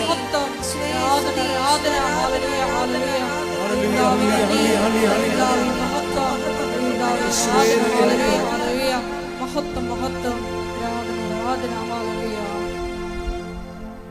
പരിശുദ്ധ പരമദിവ്യകാരുണ്യത്തിന് ആരാധനയും സ്തുതിയും പുകഴ്ചയും ഉണ്ടായിരിക്കട്ടെ. അപ്പം എന്തിനാണ് നിങ്ങൾ ഉടമ്പടി എടുത്തെന്ന് ചോദിച്ചു കഴിഞ്ഞാൽ ഒറ്റ ഉത്തരവേ ഉള്ളൂ. എന്താണ്? ദൈവത്തെ എല്ലാവരും ദൈവത്തെ സ്നേഹിക്കുന്നുണ്ട്. നമ്മളെ വിശേഷവിധിയായാണ് ദൈവത്തെ സ്നേഹിക്കുന്നത്. മനസ്സിലായാൽ? എല്ലാവരും ദൈവത്തെ സ്നേഹിക്കുന്നില്ലേ? പക്ഷെ നമ്മൾ ഉടമ്പടിയിലേക്ക് വരണത് എന്തിനാണ്? വിശേഷവിധിയായി. ഒന്ന് പറഞ്ഞേ. വിശേഷവിധിയായി ദൈവത്തെ സ്നേഹിക്കാൻ. അതെന്താ അങ്ങനെ പറയണമെന്ന് ചോദിച്ചു കഴിഞ്ഞാൽ, എന്താ വെച്ചാൽ ഇങ്ങനെ പറയണമെന്ന് ചോദിച്ചു കഴിഞ്ഞാൽ, ദൈവം അത് ആഗ്രഹിക്കുന്നുണ്ട്. അതാണ് എൻ്റെ ഉത്തരം. എന്താണ് വിശേഷവിധിയായ എന്ന് പ്രത്യേകം പറയാൻ കാര്യം എന്താണെന്ന് ചോദിച്ചാൽ, ദൈവത്തിൻ്റെ മൈൻഡ് സെറ്റ് അങ്ങനെയാണ്. എന്താണ് വിശേഷവിധിയായി? 5:46 എടുത്ത് ശ്രുതികട ഹല്ലേലൂയ. ഹല്ലേലൂയ ഹല്ലേലൂയ ഹല്ലേലൂയ. യേശുവേ നന്ദി. ഹല്ലേലൂയ ഹല്ലേലൂയ ഹല്ലേലൂയ. യേശുവേ ആരാധന ആരാധന ആരാധന. യേശുവേ മഹത്വം മഹത്വം. മത്തായി 5:46. മത്തായി 5:46. നിങ്ങളെ സ്നേഹിക്കുന്നവരെ നിങ്ങൾ സ്നേഹിച്ചാൽ, അത് പറഞ്ഞേ, നിങ്ങളെ സ്നേഹിക്കുന്നവരെ നിങ്ങൾ സ്നേഹിച്ചാൽ നിങ്ങൾക്ക് എന്ത് പ്രതിഫലമാണ് ലഭിക്കുക? എന്ത് പ്രതിഫലമാണ് ലഭിക്കുക? ചുങ്കക്കാർ പോലും അത് തന്നെ ചെയ്യുന്നില്ലേ? ചുങ്കക്കാർ പോലും അങ്ങനെ ചെയ്യുന്നില്ലേ? സഹോദരങ്ങളെ മാത്രമേ നിങ്ങൾ അഭിവാദനം ചെയ്യുന്നുള്ളുവെങ്കിൽ വിശേഷവിധിയായി എന്താണ് നിങ്ങൾ ചെയ്യുന്നത്? വിജാതീയരും അത് തന്നെ ചെയ്യുന്നില്ലേ? ഇപ്പൊ എന്തിനാണ് ഉടമ്പടി എടുക്കണമെന്ന് ചോദിച്ചു കഴിഞ്ഞാൽ, നമ്മൾ ഒറ്റ വാക്ക് പറയാം, എന്താണ്? ദൈവത്തെ സ്നേഹിക്കാൻ. എങ്ങനെ സ്നേഹിക്കാൻ? വിശേഷവിധിയായി എന്ന് പറഞ്ഞ് വിശേഷവിധിയായി. എന്ന് വെച്ച് കഴിഞ്ഞാൽ ഭയങ്കര കമ്പാരിസനാണ്. നിങ്ങൾ എന്തെങ്കിലും ചെയ്തു കഴിഞ്ഞാൽ ഈശോയോട് പറയും അത് മറ്റുള്ളവരും ചെയ്യുന്നുണ്ടെന്ന് പറയും. നിങ്ങളെ ന്യൂട്രലൈസ് കളയും. നിങ്ങൾ എന്ത് പുണ്യപ്രവർത്തികൾ ചെയ്താലും എപ്പോഴും നിങ്ങളുടെ ഒരു പ്രതിയോഗിയെ നിങ്ങൾ മനസ്സിൽ കാണണം. പറഞ്ഞാൽ മനസ്സിലാകുന്നില്ലേ? നിങ്ങളിപ്പോൾ ഉപവസിക്കുകയാണ്. അപ്പോൾ ഈശോ പറയും എന്താണ് ഉപവസിക്കുന്നത്? അത് മകളെ കെട്ടിക്കാൻ. തീർന്ന് ആ സാധനം ഉപവാസത്തിന് പണി ഗ്യാസ് ഔട്ടായി. നിങ്ങൾ ഉപവസിക്കുകയാണ്. അപ്പോൾ നിങ്ങൾ ഈശോ ചോദിക്കും എന്താണ് ഉപവസിക്കുന്നത്? അത് മകളെ കെട്ടിക്കാൻ. തീർന്ന്. എന്താ കാര്യം? അത് ഒരു വിഷയം വെച്ച് നിങ്ങൾ ദൈവത്തിൻ്റെ സമ്മർദ്ദത്തിലാക്കുകയല്ലേ? ഒരു വിഷയം വെച്ചിട്ടേ ഞാനിവിടെ എൻ്റെ മകളെ കെട്ടിച്ചില്ലെങ്കിൽ ഞാൻ പട്ടിണി കിടന്ന് ചാകുമെന്നല്ലേ പറയണത്? ദൈവത്തെ ഭീഷണിപ്പെടുത്തിക്കണത്. എന്ന് പറഞ്ഞാൽ ചെയ്യണമെന്നല്ലേ അല്ല. നിങ്ങളുടെ ഒരു ക്വസ്റ്റ്യൻ നിങ്ങൾക്ക് മാർക്കിടുമ്പോൾ മറ്റ് ചോദ്യങ്ങൾക്ക് നിങ്ങൾ എന്ത് ഉത്തരം പറഞ്ഞെന്ന് കൂടി ഈ മാർക്കിടുന്ന ആളെ നോക്കും. പറഞ്ഞാൽ മനസ്സിലാകുന്നുണ്ടോ? മനസ്സിലാകണം.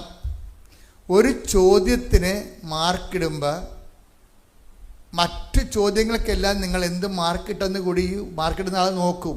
എന്താ കാര്യം? ഈ ചോദ്യത്തിന് മറ്റ് ചോദ്യങ്ങളെല്ലാം തോക്കുകയും ഈ ചോദ്യത്തിന് മാത്രം നിങ്ങൾ ഉത്തരം പറയുകയും ചെയ്താൽ അതിൻ്റെ അർത്ഥം എന്താണ്? നിങ്ങൾ കോപ്പി അടിച്ചെന്നാണ്. അതാണ് സംഭവം. പറഞ്ഞാൽ മനസ്സിലാകേണ്ടത്. വളരെ സൂക്ഷിച്ച് മനസ്സിലാക്കണം. ദൈവമായിട്ട് ഇടപെടുക എന്ന് വെച്ച് കഴിഞ്ഞാൽ പരിശുദ്ധാത്മാവിൻ്റെ മിനിമം വോൾട്ടേജ് ഇല്ലാതെ പറ്റത്തില്ല.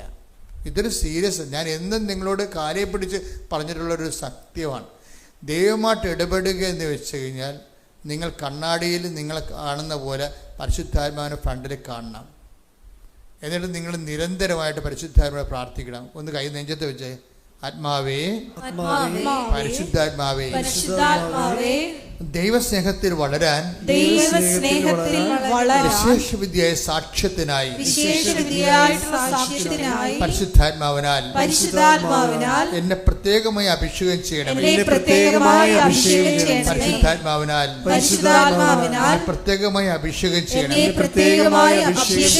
ഹല്ലേലൂയ.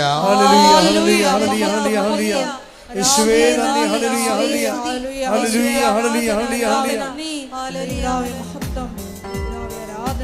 ഇപ്പം നമ്മൾ എവിടം വരെയാണ് നിർത്തിയത്? എന്തിനാണ് ഉടമ്പടി എടുക്കുന്നത്? എങ്ങനെ സ്നേഹിക്കാൻ? അതാ വിഷയം. ഇപ്പോൾ ഓക്കെ ആയില്ലേ? അപ്പോൾ ഇതാണ് എന്തിനാണ് ഉടമ്പടി എടുക്കുന്നത്. അപ്പോൾ നമ്മളെല്ലാം മറന്നു. ആശങ്കകൾ മറന്നു, വിവാഹം മറന്നു, ജോലി മറന്നു, മക്കളില്ലാത്ത അവസ്ഥ മറന്നു, ജോലി ഇല്ലാത്ത അവസ്ഥ മറന്നു. എല്ലാം നമ്മളെ കൊണ്ടുവന്ന് അമ്മയെ ഏൽപ്പിച്ചിരിക്കുകയും എവറിത്തിങ് നമ്മളെ കൊണ്ടുവന്ന് അമ്മയെ ഏൽപ്പിച്ചിരിക്കുകയും. ഇപ്പോൾ ഈ അപ്പൻ്റെ കാര്യം, അപ്പൻ്റെ പേരെന്താണ്? സുധീർ കുമാർ എന്നാണ് ഈ അപ്പന്തനായ അപ്പൻ്റെ പേര്. ആ മകൻ്റെ പേര് ദിനദേവ്. അപ്പോൾ എന്താ വിഷയം എന്ന് വെച്ചാൽ ഇവർ രണ്ടുപേരും അന്ധരാണ്. ഇവർ രണ്ടുപേരും ആൾക്കാരും ഇവർ അന്ധരായിട്ട് തന്നെ നിൽക്കണം. അപ്പോൾ ഈ മകൻ്റെ വിഷയം എന്താണ്? അവന് കമ്പ്യൂട്ടർ സയൻസ് പഠിക്കണം. അപ്പോൾ അവനോടൊരു +1 കൊണ്ട് ചേർക്കും കമ്പ്യൂട്ടർ സയൻസ്. ഇപ്പോൾ +1 ആദ്യം അവിടെ ചെല്ലുമ്പോൾ എല്ലാ തടസ്സമാണേ. നിങ്ങൾ എല്ലാ തടസ്സമാണെന്ന് പറഞ്ഞ് പുറകോട്ട് പോകരുത് കേട്ടാ. ചില ആൾക്കാർക്കൊരു കുഴപ്പമുണ്ട്. എവിടെയെങ്കിലും പോയി തടസ്സം എടുത്താൽ എന്നെ കഴിയില്ല, അവിടെ പോയിട്ട് അതൊന്നും നടക്കത്തില്ലെന്ന് പറയും. ഇങ്ങനെ എല്ലാവരും ഇങ്ങനെ ബാക്ക് അടിക്കും. ഉടമ്പടി എടുക്കുന്നവരൊരിക്കലും ബാക്ക് അടിക്കരുത്. മുമ്പോട്ട് തന്നെ പോകത്തുള്ളൂ. നമ്മൾ പുറകോട്ട് വരത്തില്ല. ഉടമ്പടി എന്താ കാര്യം? ഞാൻ നിനക്ക് മുമ്പേ പോകും. കൈയടിച്ച് ശ്രുതിക്കട്ടെ. ഹല്ലേലൂയ. യേശുവേ നന്ദി. ഹല്ലേലൂയ ഹല്ലേലൂയ ഹല്ലേലൂയ ഹല്ലേലൂയ യേശുവേ ആരാധന. ഞാൻ നിനക്ക് മുമ്പേ പോകും. മത്തായി 11:10. മത്തായി 11:10. ഇതാ ഇതാ നിനക്ക് മുമ്പേ നിനക്ക് മുമ്പേ എന്റെ ദൂതനെ ഞാൻ അയക്കുന്നു. അവൻ നിന്റെ മുമ്പേ പോയി നിനക്ക് വഴിയൊരുക്കും. എപ്പോഴും ഇത് നമുക്ക് കിട്ടിയിരിക്കുന്ന ഉടമ്പടിക്കാർക്ക് കിട്ടിയിരിക്കുന്ന വാഗ്ദാനമാണ്. മനസ്സിലായില്ലേ? നിങ്ങൾക്കറിയാമല്ലോ, ഇപ്പം എബ്രാഹത്തിനോട് പറഞ്ഞാലും വചനങ്ങളെന്ന് പറയുന്നത് ആരോട്? ഉടമ്പടി എടുത്തവർക്ക് വെളിപ്പെടുത്തിയ ജനകോടികൾക്ക് വേണ്ടിയുള്ള ഉത്തരങ്ങളാണ് ബൈബിൾ വചനങ്ങളെല്ലാം. മനസ്സിലായില്ലേ? ഉടമ്പടി എടുത്തവർക്ക്, ദൈവത്തോട് ഉടമ്പടി എടുത്തവർക്ക് ദൈവം വെളിപ്പെടുത്തിയ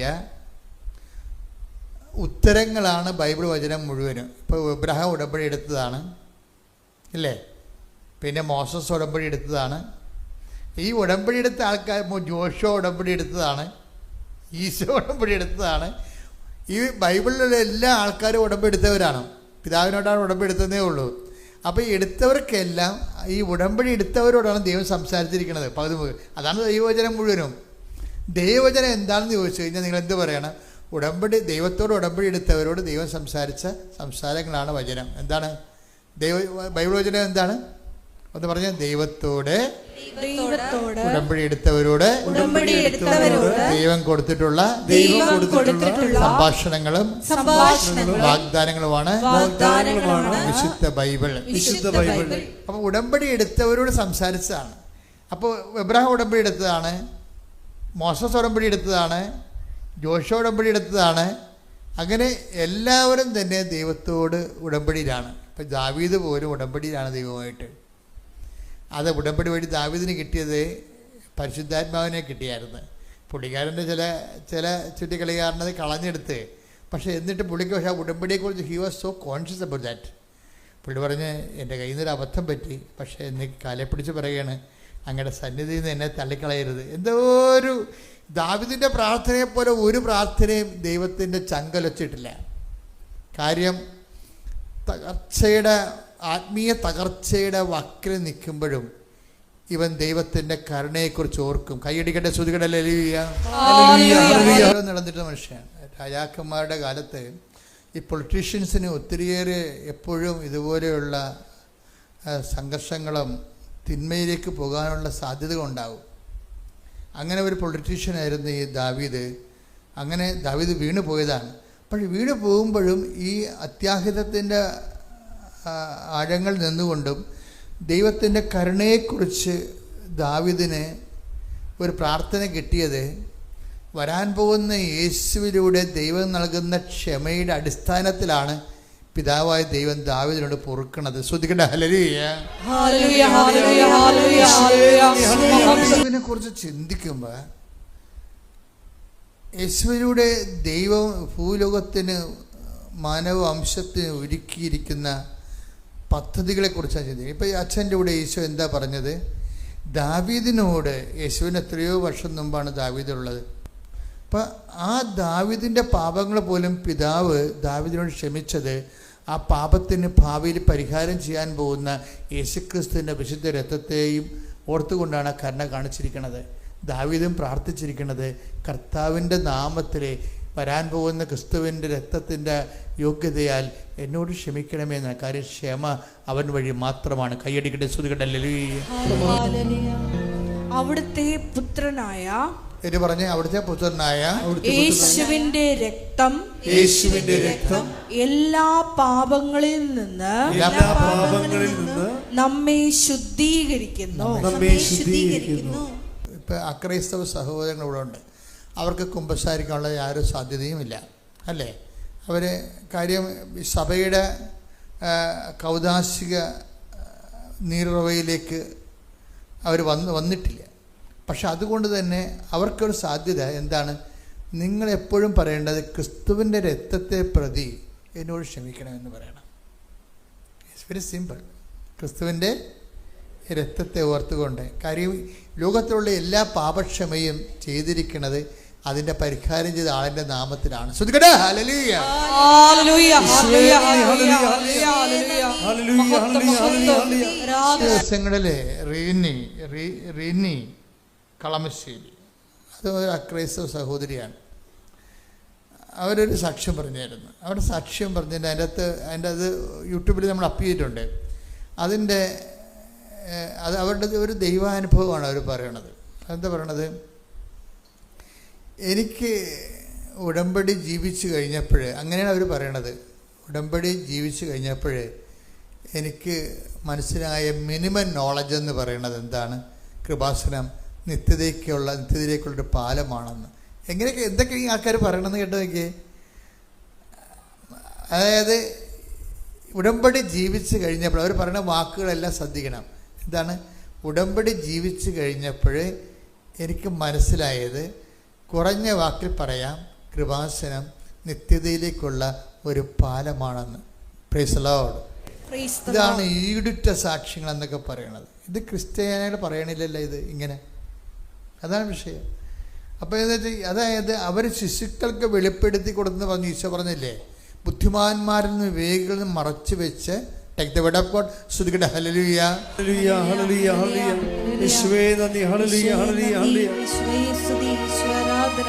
നിന്നെ നിത്യതയോടടുപ്പിക്കുന്ന എല്ലാ അനുഭവങ്ങൾക്കും നന്ദി. എന്നെ നല്ല ശിഷ്യനാക്കിയിടുന്ന എല്ലാ കുരിശുകൾക്കും നാഥാ നന്ദി. ലൂക്ക 10:21. ലൂക്കായുടെ സുവിശേഷം 10:21 വാക്യം. ആ സമയം തന്നെ പരിശുദ്ധാത്മാവിൽ ആനന്ദിച്ച് അവൻ പറഞ്ഞു, സ്വർഗത്തിന്റെയും ഭൂമിയുടെയും കർത്താവായ പിതാവേ, അവിടുത്തെ ഞാൻ സ്തുതിക്കുന്നു. എന്തെന്നാൽ അങ്ങ് ഇവ ജ്ഞാനികളിൽ നിന്നും ബുദ്ധിമാന്മാരിൽ നിന്നും മറച്ചു വെക്കുകയും ശിശുക്കൾക്ക് വെളിപ്പെടുത്തുകയും ചെയ്തു. ശിശുക്കൾ എന്ന് പറഞ്ഞാൽ എന്താണ്? ഇങ്ങനെ ഇള ഒഴുക്കി അമ്മയുടെ മടിയിരിക്കുന്ന സംഭവമല്ല. മറിച്ച് എന്താണ്? എല്ലാത്തിനും ശിശുക്കളുടെ മുമ്പിൽ എല്ലാം അത്ഭുതമായിരിക്കും, എല്ലാം ആകാംക്ഷയിരിക്കും, എല്ലാം അത്ഭുതം. അത് ദൈവത്തെ ഫ്രഷായിട്ട് കേൾക്കുന്നവർ എല്ലാത്തിനെക്കുറിച്ചും ഒരു ആകാംക്ഷയും എല്ലാം അത്ഭുതം. അടുത്തത് എന്താണ്, ഇനിയുള്ള ജീവിതം എങ്ങനെയാണ്, ഇങ്ങനെ ആകാംക്ഷയും ദൈവത്തെ അടിസ്ഥാനപ്പെടുത്തിക്കൊണ്ടവർക്ക് ആകാംക്ഷ ഉണ്ടാകും. അത് ശിശുക്കളുടെ ഏറ്റവും വലിയ ഗുണം അതാണ്. അപ്പം അങ്ങനെ ഈ ഉടമ്പടിയെക്കുറിച്ച് നിങ്ങൾക്ക് എൻ്റെ മക്കളെ, എനിക്ക് നിങ്ങളോടുള്ള വീണ്ടും ഒരു അപേക്ഷ, നിങ്ങൾ ഈ വെച്ചിരിക്കുന്ന 6 നിയോഗങ്ങൾ നിങ്ങൾ മറക്കണം.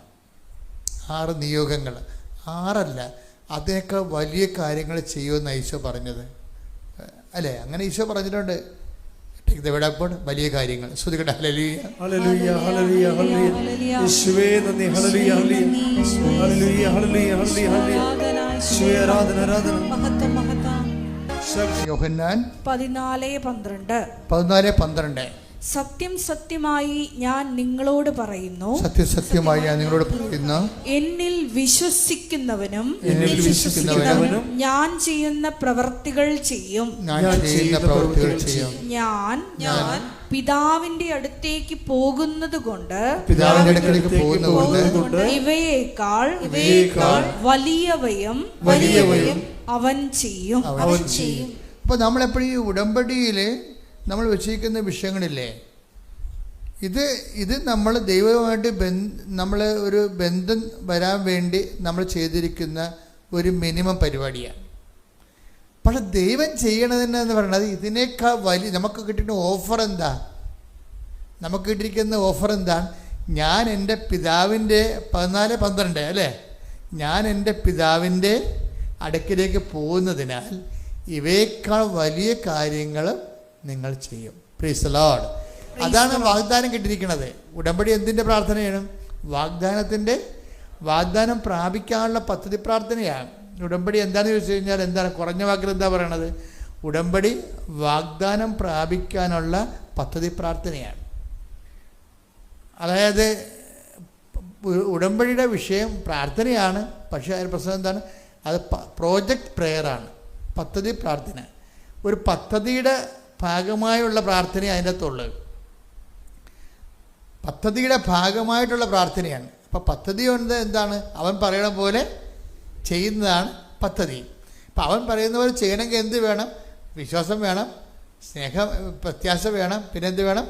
സ്നേഹം വേണം. ഇതിനൊക്കെ ഗ്രോത്ത് വേണം. അതാണ് വിഷയം. നിങ്ങൾ എപ്പോഴും നമ്മൾ ശ്രദ്ധിക്കേണ്ടത്, ഉടമ്പടി ഒരു പദ്ധതി പ്രാർത്ഥനയാണ്. അതിൻ്റെ പദ്ധതി എന്ന് പറയുന്നത് എന്താണ്? അവൻ പറയണത് പോലെ ചെയ്യുന്നതാണ്. അപ്പം ചെയ്യുമ്പോൾ ഈ ആഴ്ച ചെയ്തതുപോലെ അടുത്ത ആഴ്ച ചെയ്യാൻ പറ്റത്തില്ല. എന്താണ്? ഒരു ഗ്രോത്ത് വേണം അവിടെ. എങ്ങനെയാണ്? എന്തൊരു ഗ്രോത്ത് വേണം? ചെയ്യുന്ന ചെയ്വനയിൽ വിശ്വാസത്തിൽ ഗ്രോത്ത്, വളർച്ച വേണം. പിന്നെന്ത് വേണം? പ്രത്യാശയിൽ വളർച്ച വേണം. പിന്നെന്ത് വേണം? സ്നേഹത്തിൽ വളർച്ച വേണം. ഇപ്പം ചെയ്യുന്ന ചെയ്യത്തിൽ ഇപ്പം പക്ഷെ നമ്മളെ കണ്ടുവന്നിരിക്കുന്നത് എന്താണെന്നറിയാവോ? ഇപ്പം 2 പുതുക്കി 3 പുതുക്കി വന്നിരിക്കുന്നത് ഈ ഡെഡ് ബോഡി പോലെ ചില ആൾക്കാരൊക്കെ വരുന്നുണ്ട്. 3 പുതുക്കിയിട്ടുണ്ട്, പക്ഷെ മുമ്പുണ്ടായിരുന്ന ജീവൻ പോലെ ഇനിയിപ്പോൾ ഇല്ല. അച്ഛനെ കാണാൻ വരുന്ന പുതുക്കിയ ആൾക്കാർ വരുമ്പോൾ നിങ്ങൾ വളരെ ശ്രദ്ധിക്കണം. എന്താ പ്രശ്നം വെച്ച് കഴിഞ്ഞാൽ, നിങ്ങൾ പുതുക്കണത് എന്തിലാണ്? സ്നേഹത്തിലാണ് പുതുക്കണത്, വിശ്വാസത്തിലാണ് പുതുക്കണത്, പ്രത്യാശയിലാണ് പുതുക്കണത്. അതനുസരിച്ച് ഒരു ഗ്രോത്ത് വന്നിരിക്കണം ശരിക്കും. ഇപ്പം ഈ റിനിയുടെ സാക്ഷ്യം കേട്ട് കഴിഞ്ഞാൽ നമ്മൾ കണ്ണ് നിറഞ്ഞു പോകും. അവൾ പറയണത്, എനിക്ക് ഈ വചനം കേൾക്കണമെന്ന് പറയുമ്പോഴേ ഒന്ന് നോക്കണേ, ഫസ്റ്റ് ടൈം വന്ന് ഉടമ്പടി വന്ന ആൾക്കാരാണ് പറയണത്. എന്താ പറയുക? എനിക്ക് വചനം ഇപ്പോൾ കുറച്ച് ദിവസം പുതുക്കി കഴിഞ്ഞപ്പോൾ മനസ്സിലായത്, എനിക്ക് വചനം കേൾക്കണമെന്ന് തോന്നുമ്പോൾ തൊഴുത്തിൽ നിന്ന് അഴിച്ചു വിടുന്ന ആടുകളുടെ കൊതിയാണെന്ന്. തൊഴുത്തിൽ നിന്ന് അഴിച്ചു വിടുമ്പോൾ ആടുകളെല്ലാം കൂടി പെട്ടെന്ന്, ആട് വളർത്തുന്നവർക്ക് മനസ്സിലാവും, അവർ കലക്ക വെള്ളത്തിലേക്ക് ഓടും, പുല്ലിലേക്ക് ഓടും, എന്തൊരു ഉശിരിപ്പോടും അവർ എന്തൊരു ഇത് പോണത്. ഇപ്പം വചനം കേൾക്കണമെന്ന് പറയുമ്പോൾ പ്രത്യേക ഉത്സാഹവും പ്രത്യേക പ്രസരിപ്പുമാണ്. അല്ലാതെ ഇനിയിപ്പോൾ ധ്യാനം കൂടണമല്ല. ഇപ്പം നമ്മൾ പറയുമോ, ഇന്ന് ഞാൻ ഉടമ്പടി എടുത്താണല്ലോ, ഇനിയിപ്പോൾ ഇന്ന് ചൊവ്വാഴ്ച അല്ലേ, അപ്പോൾ ഇന്ന് ഞാൻ ഓൺലൈനിൽ ധ്യാനം കൂടണമല്ല.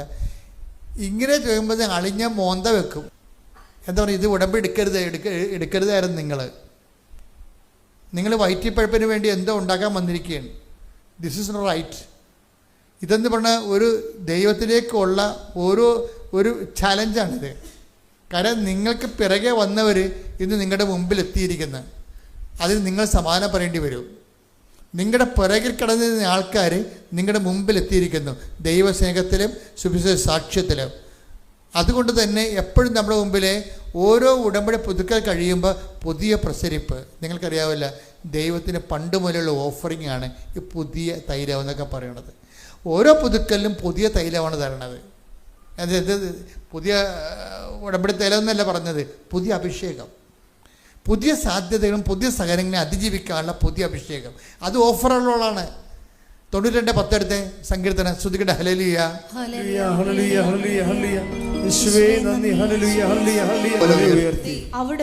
അവിടുന്ന് എൻ്റെ മേൽ പുതിയ തൈലം ഒഴിച്ചു. അപ്പോൾ ദൈവത്തിൻ്റെ ഒരു പരിപാടി എന്താണെന്ന് അറിയാവാ?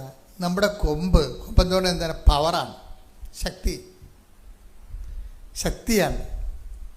അതായത് എപ്പോഴും നമ്മൾ ശ്രദ്ധിക്കണം. ഉടമ്പടിയിലൂടെ ലഭിക്കുന്ന ആൾക്കാരുടെ, ഇപ്പം തന്നെ സുധീറിൻ്റെ കുമാറിൻ്റെ സാക്ഷ്യം എന്താ?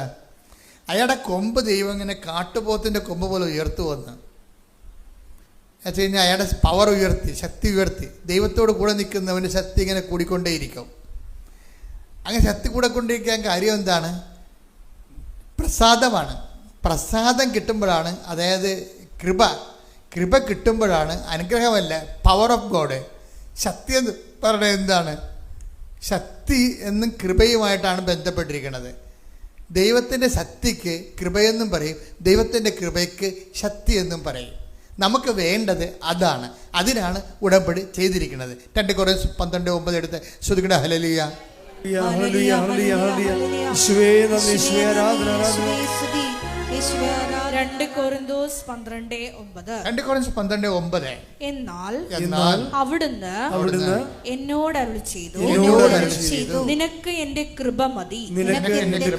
എന്തെന്നാൽ ബലഹീനതയിലാണ് എന്റെ ശക്തി പൂർണ്ണമായി പ്രകടമാകുന്നത്. ഇപ്പൊ മനസ്സിലായില്ലേ? അതായത് ഉടമ്പടി ഉന്നം വെക്കുന്നത് ദൈവശക്തിയിലാണ്. ദൈവത്തിൻ്റെ ശക്തി ഷെയർ ചെയ്ത് വാങ്ങിക്കുകയാണ്. ഇതുകൊണ്ടാണ് ഇതിൻ്റെ സാധ്യതകൾ നമ്മുടെ അനന്തമാണ്. ഉടമ്പടി ഉന്നം വെക്കുന്നത് എന്തിലാണ്? ദൈവത്തിൻ്റെ ശക്തിയിലാണ്. ഒന്ന് പറഞ്ഞ ഉടമ്പടി ഉന്നം വെക്കുന്നത് എന്തിലാണ്? ദൈവത്തിൻ്റെ ശക്തി. ഇതിനാണ് കൊമ്പെന്ന് ബൈബിൾ പറയുന്നത്. അതൊരു പ്രതീകം ഉപയോഗിക്കുകയാണ്. കാരണം മൃഗത്തിൻ്റെ ശക്തി ഇരിക്കുന്നത് എവിടെയാണ്? അതിൻ്റെ കൊമ്പിലാണ്. കാട്ടുപോത്തിനെ കണ്ടിട്ടില്ലേ? കൊമ്പിൽ പിടിച്ച് കഴുവാനെ വരെ എറിഞ്ഞു കളയും. നമ്മൾ ഈ ആനിമൽ പ്ലാന്റെ കാണുമ്പോഴല്ലേ നമ്മളവർക്ക് ഇപ്പം ഈ കാട്ടുപോത്തിനെ സിംഹം തിന്നുവന്ന് എവിടെയായിട്ട് ഇവൻ്റെ പള്ളക്കെട്ട് കുത്തിയിട്ട് ഇവനെ എറിയും. എറിഞ്ഞിട്ട് സിംഹം വന്ന് നാലേകാല് ഇടിഞ്ഞു പൊളിഞ്ഞ് വീണ കാണാൻ താഴെ. കൊമ്പിലാണ് പവർ ഇരിക്കുന്നത്. അപ്പം നമ്മുടെ പവർ ഇരിക്കുന്നത് എവിടെയാണ്? മനുഷ്യൻ്റെ പവർ ഇരിക്കുന്നത് എവിടെയാണ്? കൃപയിലാണ്. ഇല്ലേ? ഇപ്പം കുഞ്ഞുങ്ങൾക്ക് കരച്ചിൽ ബലമെന്നൊക്കെ പറയത്തില്ലേ? മത്സ്യങ്ങൾക്ക് കുഞ്ഞുങ്ങൾക്ക് കരച്ചിൽ ബലം പഴയ നീതിസാരത്തിലുള്ളതാണ്. എന്താണ് കുഞ്ഞുങ്ങൾക്ക് കരച്ചിൽ ബലം? അല്ലേ? മത്സ്യത്തിന് വെള്ളം ബലം, പക്ഷിക്ക് ആകാശം ബലം, ദൈവ പൈതലിന് കൃപ ബലം. കൈയടിക്കട്ടെ, ശ്രുതിക്കട്ടെ.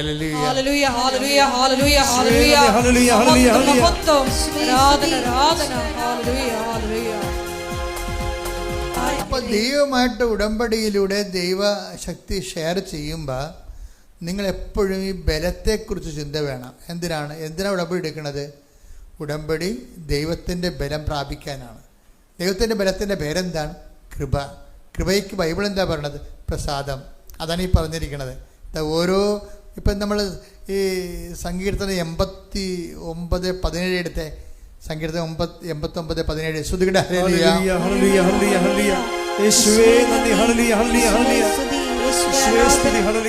89-ാം സങ്കീർത്തനം 17-ാം തിരുവചനം. അങ്ങാണ് അവരുടെ ശക്തിയും മഹത്വവും. അങ്ങയുടെ പ്രസാദം കൊണ്ടാണ്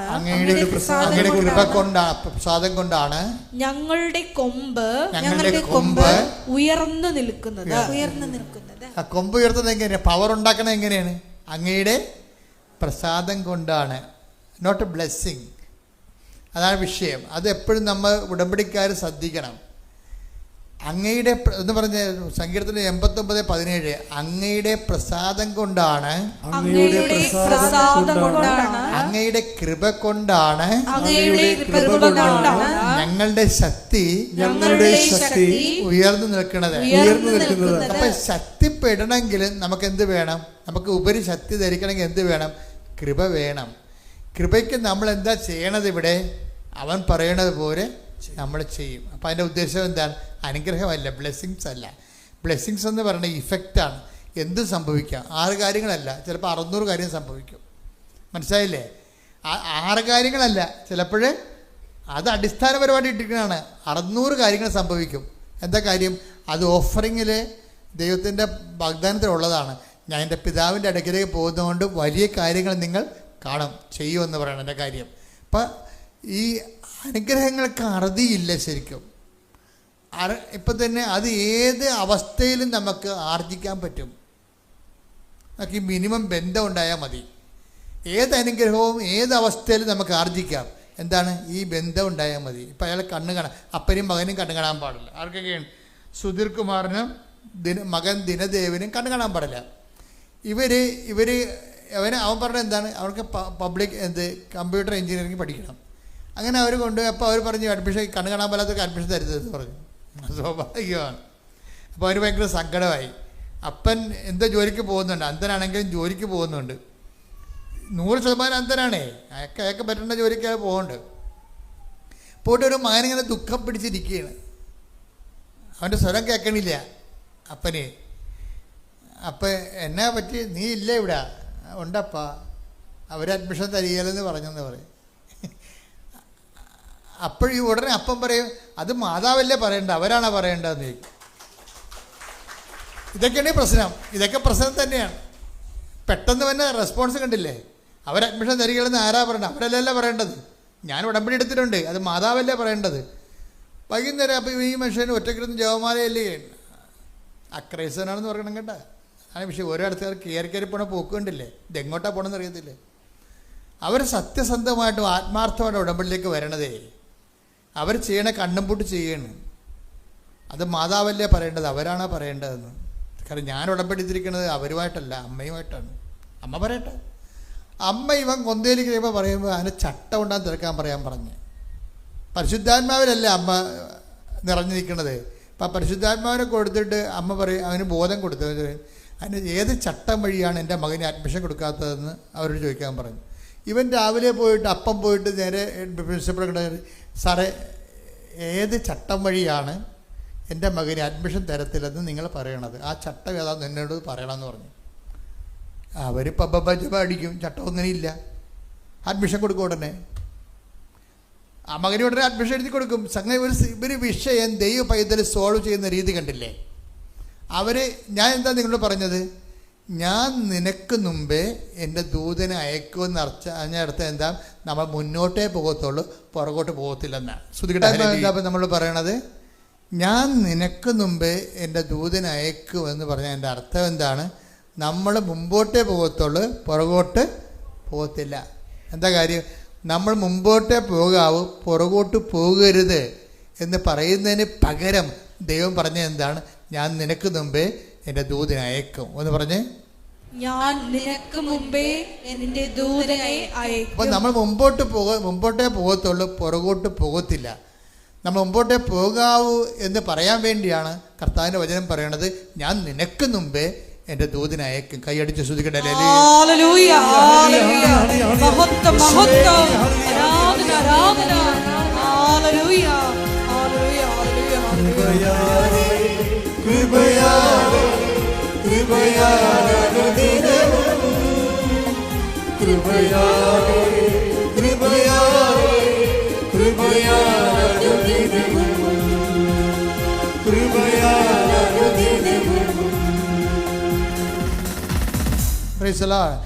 അപ്പൊ ഈ അന്ധനായ അപ്പനും മകനും ജീവിതത്തിന്റെ വെല്ലുവിളി അഭിമുഖീകരിച്ചുകൊണ്ട് മുന്നോട്ട് പോകണം കണ്ടില്ലേ? ഉടമ്പടിയിൽ അമ്മയുടെ കൈ പിടിച്ചുകൊണ്ട് മുമ്പോട്ട് പോവുകയും അവൻ +1 പാസ്സായി, കമ്പ്യൂട്ടർ എഞ്ചിനീയറിങ്. അതുപോലെ തന്നെ അവൻ +2 പാസ്സായി. അപ്പോൾ അവൻ്റെ അടുത്ത പ്രശ്നം അവന് ബിടെക്കിന് പോകണം. അതാണ് അടുത്ത പരിപാടി. മുമ്പോട്ട് തന്നെ പോകണവരെ. അപ്പോൾ എങ്ങനെയാണ് ഈ അന്ധന്മാർ രണ്ടുപേരും കൂടി അപ്പനും മകനും കൈ പിടിച്ച് മാതാവിൻ്റെ കൈയും പിടിച്ച് മുമ്പോട്ട് പോകണത്? മനോഹരമായൊരു സാക്ഷ്യമാണ്. ഞാൻ തന്നെ പറഞ്ഞത് എന്തൊരു വെല്ലുവിളിയാണ് മനുഷ്യന്. നമ്മൾ അന്ധന്മാരാണെങ്കിൽ നമ്മൾ പ്രാർത്ഥിക്കണത് ഈ ബിടെക്കിന് വേണ്ടിയല്ലേ പ്രാർത്ഥിക്കണം? ആദ്യം കണ്ണു തുറന്നു പറഞ്ഞാലേ പ്രാർത്ഥിക്കത്തുള്ളൂ, അല്ല ഒന്ന് ചിന്തിച്ച് നോക്കിയേ. നമ്മൾ അന്ധന്മാരാണെങ്കിൽ നമ്മൾ ബിടെക്കിന് വേണ്ടിയാണ് പ്രാർത്ഥിക്കുന്നത്, അല്ല കണ്ണു തുറന്നു തരാൻ ആദ്യം പ്രാർത്ഥിക്കത്തുള്ളൂ. അപ്പോൾ അതിനൊക്കെ ചേർന്ന് നിൽക്കുകയാണ്. അപ്പോൾ പക്ഷേ ബിടെക്കിന് ചെല്ലുമ്പോൾ അവിടെ പ്രശ്നം ഉണ്ടാവും. ബിടെക്കിന് വരുമ്പോൾ അവർ പറയും അഡ്മിഷൻ ഇല്ല എന്ന് പറയും. എന്താ കാര്യം വെച്ച് കഴിഞ്ഞാൽ സാങ്കേതിക വിദ്യാഭ്യാസമാണ്.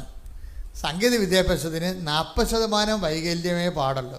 ഇതിപ്പോൾ 100% വൈകല്യമാണ്. 40% വൈകല്യമേ ഉണ്ടെങ്കിൽ സാങ്കേതിക വിദ്യാഭ്യാസം കൊടുക്കാമെന്നാണ് ഗവൺമെൻറ് നിയമം. അപ്പം അതുകൊണ്ട് ഇത് 100% വൈകല്യമായതുകൊണ്ട് ബിടെക്കിന് സ്ക്രീൻ പോലും കാണാൻ പറ്റാത്ത ആൾക്കാർക്ക് അഡ്മിഷൻ കിട്ടത്തില്ലെന്ന് പറയും. പക്ഷേ ഈ അപ്പനും മകനും അതിന് വേറൊരു മാർഗം കണ്ടുപിടിക്കും. എന്ന് വെച്ച് കഴിഞ്ഞാൽ അവൻ്റെ എൻട്രൻസ് എക്സാമല്ലേ, എൻട്രൻസ് എക്സാമിന് സ്ക്രൈബിനെ വെച്ച് എൻട്രൻസ് തോറ്റ് കഴിഞ്ഞാൽ അതിന് മുമ്പ് ഒരു എൻട്രൻസ് ഉണ്ടല്ലോ, എൻട്രൻസിനാണ് ഇവരുടെ ഏറ്റവും വലിയ അനുഭവം എന്ന് പറയണത്. എൻട്രൻസിൽ വരുമ്പോൾ എൻട്രൻസിൽ വെച്ച് ഇങ്ങനെയുള്ള ആൾക്കാർ തള്ളിപ്പോകത്തില്ലേ? അപ്പോൾ എൻട്രൻസിന് ചെയ്യണമെങ്കിൽ ഇവന് ചെയ്യാൻ പറ്റത്തില്ല, സ്ക്രൈബിനെ വെച്ച് ചെയ്യാം. അപ്പോൾ വേറെ ഒരാളെ വാടകയ്ക്ക് എടുക്കണം, എഴുത്തുകാരന് നിയമപരമായിട്ട് വേറെ ഒരാളെ കണ്ണ് കാണാവുന്ന ഒരാളെ വാടകയ്ക്ക് എടുക്കണം. വാടകയ്ക്ക് എടുക്കുമ്പോഴുള്ള കുഴപ്പമെന്ന് വെച്ച് കഴിഞ്ഞാൽ ബിടെക്കുകാരൻ്റെ എൻട്രൻസിന് വാടകയ്ക്ക് എടുക്കേണ്ട ആൾ സ്ക്രൈബിന് +1 വിദ്യാഭ്യാസമേ പാടുള്ളൂ. കാര്യം എന്താണ്? ഇവന് കൂടുതലുണ്ടായി കഴിഞ്ഞാൽ ഈ സ്ക്രൈബിന് ഇവനേക്കാൾ കൂടുതൽ വിദ്യാഭ്യാസം ഉണ്ടായാൽ അവൻ്റെ അറിവ് ഇവൻ്റെ ഉത്തരത്തിൽ വരണ കാരണം ഇവൻ ജയിക്കും. കള്ളജയമായിരിക്കും അത് കാരണം ഗവൺമെൻറ് പറഞ്ഞിരിക്കുന്നത് സ്ക്രൈബിന് വാടകയ്ക്ക് എടുത്ത് നിൻ്റെ പരീക്ഷ അവനെടുത്ത് നീ പറഞ്ഞു കൊടുക്കുന്നു, അവൻ എഴുതുന്നു, പക്ഷെ അവന് വിദ്യാഭ്യാസം നിന്നേക്കാൾ കുറവായിരിക്കണം. +1 പാടുള്ളത്.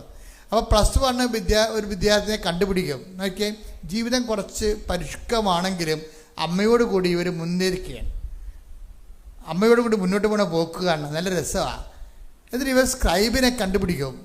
ഒരു +1 ഉള്ള ആളെ എൻട്രൻസ് കണ്ടുപിടിച്ച് കഴിയുമ്പോൾ ഉള്ള പ്രശ്നം വെച്ച് കഴിഞ്ഞാൽ അവൻ +1 സർട്ടിഫിക്കറ്റ് വേണം. അവന് +1 പഠിച്ചുകൊണ്ടിരിക്കുകയല്ലേ, +1 +2 പൂർത്തിയാക്കിയാലേ അവന് സർട്ടിഫിക്കറ്റ് കിട്ടത്തുള്ളൂ. അപ്പോൾ പിന്നെ എന്താ മാർഗം? പൂർത്തിയാക്കിയതിൻ്റെ സർട്ടിഫിക്കറ്റ് കൊടുക്കാൻ പറയും. അവൻ 10ാം ക്ലാസ് പൂർത്തിയാക്കി, സ്ക്രൈബ് 10ാം ക്ലാസ് പൂർത്തിയാക്കിയതാണ്. അപ്പോൾ 10ാം ക്ലാസ് വേറെ സ്കൂളിലാണ് പൂർത്തിയാക്കിയിരിക്കുന്നത്. അവിടെ ചെന്ന് പറയും, സാറേ സ്ക്രൈബിന് വേണ്ടിയാണ് ഇവൻ 10ാം ക്ലാസ് ഇവിടെ പഠിച്ചതാണെന്ന് സർട്ടിഫിക്കറ്റ് തരണമെന്ന് പറയും. അപ്പോൾ ഹെഡ് മാസ്റ്റർ പറയും, ഇവൻ ഇപ്പം പഠിക്കുന്ന സ്കൂളിൽ നിന്ന് മേടിക്കുക, ഇവിടെ പണ്ട് പഠിച്ചതാണ്, അതിൻ്റെ സർട്ടിഫിക്കറ്റ് ഇപ്പം തരാൻ പറ്റത്തില്ലെന്ന് പറയും. എന്തെല്ലാം നോക്കി, ഈ രണ്ടുപേരും അന്ധന്മാരാണ്. അന്ധന്മാർ അതിനേക്കാൾ വലിയ അന്ധന്മാരാണ് ഇവരെ ആക്രമിക്കാൻ പറ്റുന്നത്. എന്ത് കഷ്ടമാണ് ദിവസത്തിന് ആ ജീവിതം. നമ്മളല്ലേ ഉടമ്പടിക്ക് ഞാൻ നിനക്ക് മുമ്പേ എൻ്റെ ദൂതിനെ അയക്കുമെന്ന് പറഞ്ഞു കഴിഞ്ഞാൽ അതിൻ്റെ അർത്ഥം എന്താണ്? മുന്നോട്ട് തന്നെ പോവുക, പുറകോട്ടടിക്കരുതെന്ന് അർത്ഥം. അപ്പനും മകനും മുന്നോട്ട് തന്നെ പോവുകയാണ്. മുന്നോട്ട് കഴിഞ്ഞാൽ ഇവരെ സ്ക്രൈബിനെ കിട്ടത്തില്ല എന്ന് പറഞ്ഞുകൊണ്ട് ഇനി എന്ത് ചെയ്യുമെന്ന് പറഞ്ഞുകൊണ്ട് ഈ അപ്പനും മകനും സ്കൂൾ ഓഫീസിന് വാദിക്കാൻ നിൽക്കുകയാണ്. എന്നുവെച്ചാൽ പെട്ടെന്ന് ഈ അപ്പന് തോന്നി ഉടമ്പടി കാശുരം എടുത്ത് വിശ്വാസപ്രമാണം ചെയ്യാൻ തോന്നി. അപ്പോൾ ഇവരെ പുറത്താക്കി, അവർ കൊടുക്കത്തില്ലെന്നും പറഞ്ഞ്. എന്നിട്ട് ഇവർ സ്കൂളിൻ്റെ വരാന്ത ചെയ്യുന്നുണ്ട്. അപ്പൻ ഉടനെ ഈ അന്ധനായ അപ്പൻ ആ ഉടമ്പടി കാശുരം എടുത്തിട്ട് തിരുമ്മി വിശ്വാസപ്രമാണം ചെല്ലും. വിശ്വാസപ്രമാണം ചൊല്ലിക്കൊണ്ടിങ്ങനെ കണ്ണുടച്ച് വിശ്വാസപ്രമാണം ചെല്ലുമ്പോൾ പറയണേ, എനിക്ക് ഗ്ലൂക്കോമ വന്നാണ് എൻ്റെ 100% കണ്ണ് പോയത്. അത് ഭയങ്കര സാക്ഷ്യമാണത്. എനിക്ക് ഗ്ലൂക്കോമ വന്നാൽ 100% കണ്ണ് പോയത്. അപ്പോൾ അത് കരയാൻ പറ്റത്തില്ല, ഈ കണ്ണീരില്ല. പക്ഷേ ഞാൻ ഈ വിശ്വാസപ്രമാണം തിരുമ്മിയപ്പോൾ എൻ്റെ കണ്ണിൽ നിന്ന് കണ്ണുനീര് വന്ന്. കാര്യം എനിക്ക് അത്രയും വേദന ഉണ്ടായിരുന്നെന്ന്. ഞാനിങ്ങനെ കണ്ണീരിട്ട് നിൽക്കുന്ന സമയത്ത് പെട്ടെന്ന് ഒരു പാദസ്വരം പോലെ ഒരു സ്വരം കേട്ട്, പിന്നെ മുല്ലപ്പൂവിൻ്റെ ഒരു മണം എന്നെ കടന്നുപോയെന്ന്.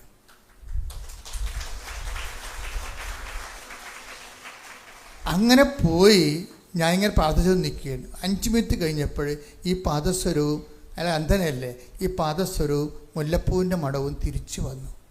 എന്നിട്ട് എനിക്കൊരു പേപ്പർ നീട്ടിയിട്ട് പറഞ്ഞു, നിങ്ങളുടെ മകന് അഡ്മിഷനായിട്ടുണ്ട്, സ്ക്രൈബിന് അനുവദിച്ചിട്ടുണ്ട്. അത് അമ്മ ഒരാളെ ചാർജ് ചെയ്തിട്ട് ആ ചേച്ചി ഓഫീസിൽ പോയി പ്രിൻസിപ്പളിനോട് സംസാരിച്ച്, പ്രിൻസിപ്പളെ ഇപ്പം ഇത് കൊടുക്കുന്നതുകൊണ്ട് സ്കൂളിന് എന്താ നഷ്ടമെന്ന് ചോദിച്ചു. ഇവർക്ക് വേണ്ടി വാദിക്കാൻ ആളെ വെച്ചമ്മ, ഇത് കൊടുക്കുന്നതുകൊണ്ട് നമ്മുടെ സ്കൂളിന് എന്താ നഷ്ടം?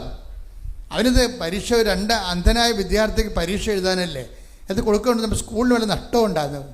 അത് ഇവർ ശാസിച്ച് ചോദിച്ചതോടുകൂടി ഉടനെ പ്രിൻസിപ്പൾ ഒപ്പിട്ട് കൊടുക്കും. തിരിച്ച് ഇവർ തന്നെ കൊണ്ടുവന്ന് ഇവർക്ക് കൊടുക്കും. അതായത് പിന്നെ ഇത് മുന്നോട്ട് പോവുകയാണ്.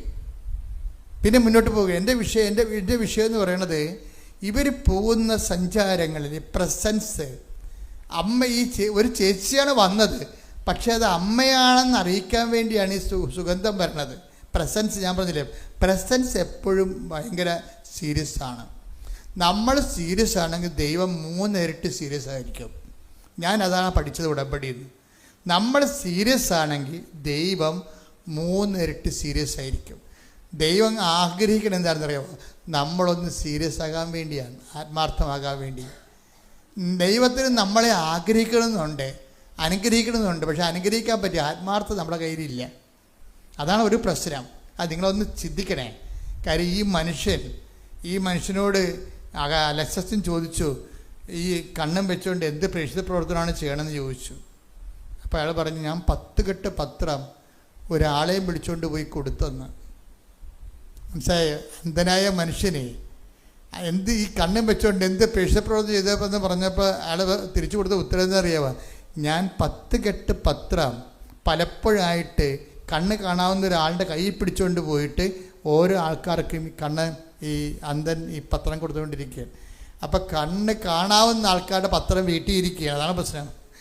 ഇതാണ് നിങ്ങൾ ഇരന്ന് പണി മേടിക്കണമെന്ന് പറയണത്. ദൈവത്തിൻ്റെ മുമ്പിൽ നിങ്ങൾ എലികളാണ് ശരിക്കും. ഇവിടെ സിംഹങ്ങൾ വേറെ ഉണ്ട്. സിംഹങ്ങൾ നിൽക്കാനിവിടെ. അന്ധനായ മനുഷ്യൻ 10 കെട്ട് പത്രം മറ്റുള്ളവരുടെ സഹായം പിടിച്ച് അവൻ്റെ കൈക്ക് പിടിച്ചുകൊണ്ട് പോയി ഓട്ടോറിക്ഷയിലും ചന്തയിലും കൊണ്ടുനടന്ന് കൊടുക്കുകയാണ്. ആത്മാർത്ഥത എന്ന് പറയും. നമ്മളൊരു ആത്മാർത്ഥത കാണിച്ചാൽ ദൈവം 3 ഇരട്ടി ആത്മാർത്ഥത കാണിക്കും. അപ്പം ദൈവം കൊതിക്കുന്നുണ്ട്. എന്താണ്? നിങ്ങളെ കുറ്റപ്പെടുത്താനല്ല, നിങ്ങളും ആത്മാർത്ഥതയോട് ദൈവവുമായിട്ട് ജീവിക്കാൻ. ശ്രുതിക്കട്ടെ ഹല്ലേലൂയ. ഹല്ലേലൂയ ഹല്ലേലൂയ ഹല്ലേലൂയ. മഹത്വം മഹത്വം. ആരാധന ആരാധന. തീക്ഷ്ണതയോടെ പ്രേക്ഷിത പ്രവർത്തനം ചെയ്യുവാൻ ഈ ആരാധനയിലൂടെ ഞങ്ങൾക്ക് അധിക അഭിഷേകം നൽകണമേ. ഹല്ലേലൂയ. സ്തുതിയും പുകഴ്ചയും ഉണ്ടായിരിക്കട്ടെ. ഈ അപ്പനും മകനും അന്ധരാണെങ്കിലും ഇത്രയും അടയാളങ്ങളിലൂടെയാണ് അവർ ജീവിക്കണമെങ്കിലും ഇവർക്ക് ഒരു പ്രതിയോഗിയുണ്ട് ഇവരുടെ വീട്ടിൽ തന്നെ. അതെപ്പോഴും പറഞ്ഞിട്ടുള്ളതാണ്. ഒരുവൻ്റെ ശത്രു, ഈശോ പറഞ്ഞിട്ടല്ലേ, ഒരുവൻ്റെ ശത്രു അവൻ്റെ വീട്ടിൽ തന്നെ ആയിരിക്കും. ഹല്ലേലൂയ. യേശുവേ നന്ദി. ഹല്ലേലൂയ ഹല്ലേലൂയ ഹല്ലേലൂയ. യേശുവേ ആരാധന ആരാധന. യേശുവേ നന്ദി. മഹത്വം മഹത്വം മഹത്വം. പരിശുദ്ധ പരമ ദിവ്യകാരുണ്യത്തിന് ആരാധനയും സ്തുതിയും പുകഴ്ചയും ഉണ്ടായിരിക്കട്ടെ. പരിശുദ്ധ പരമ ദിവ്യകാരുണ്യത്തിന് ആരാധനയും സ്തുതിയും പുകഴ്ചയും ഉണ്ടായിരിക്കട്ടെ.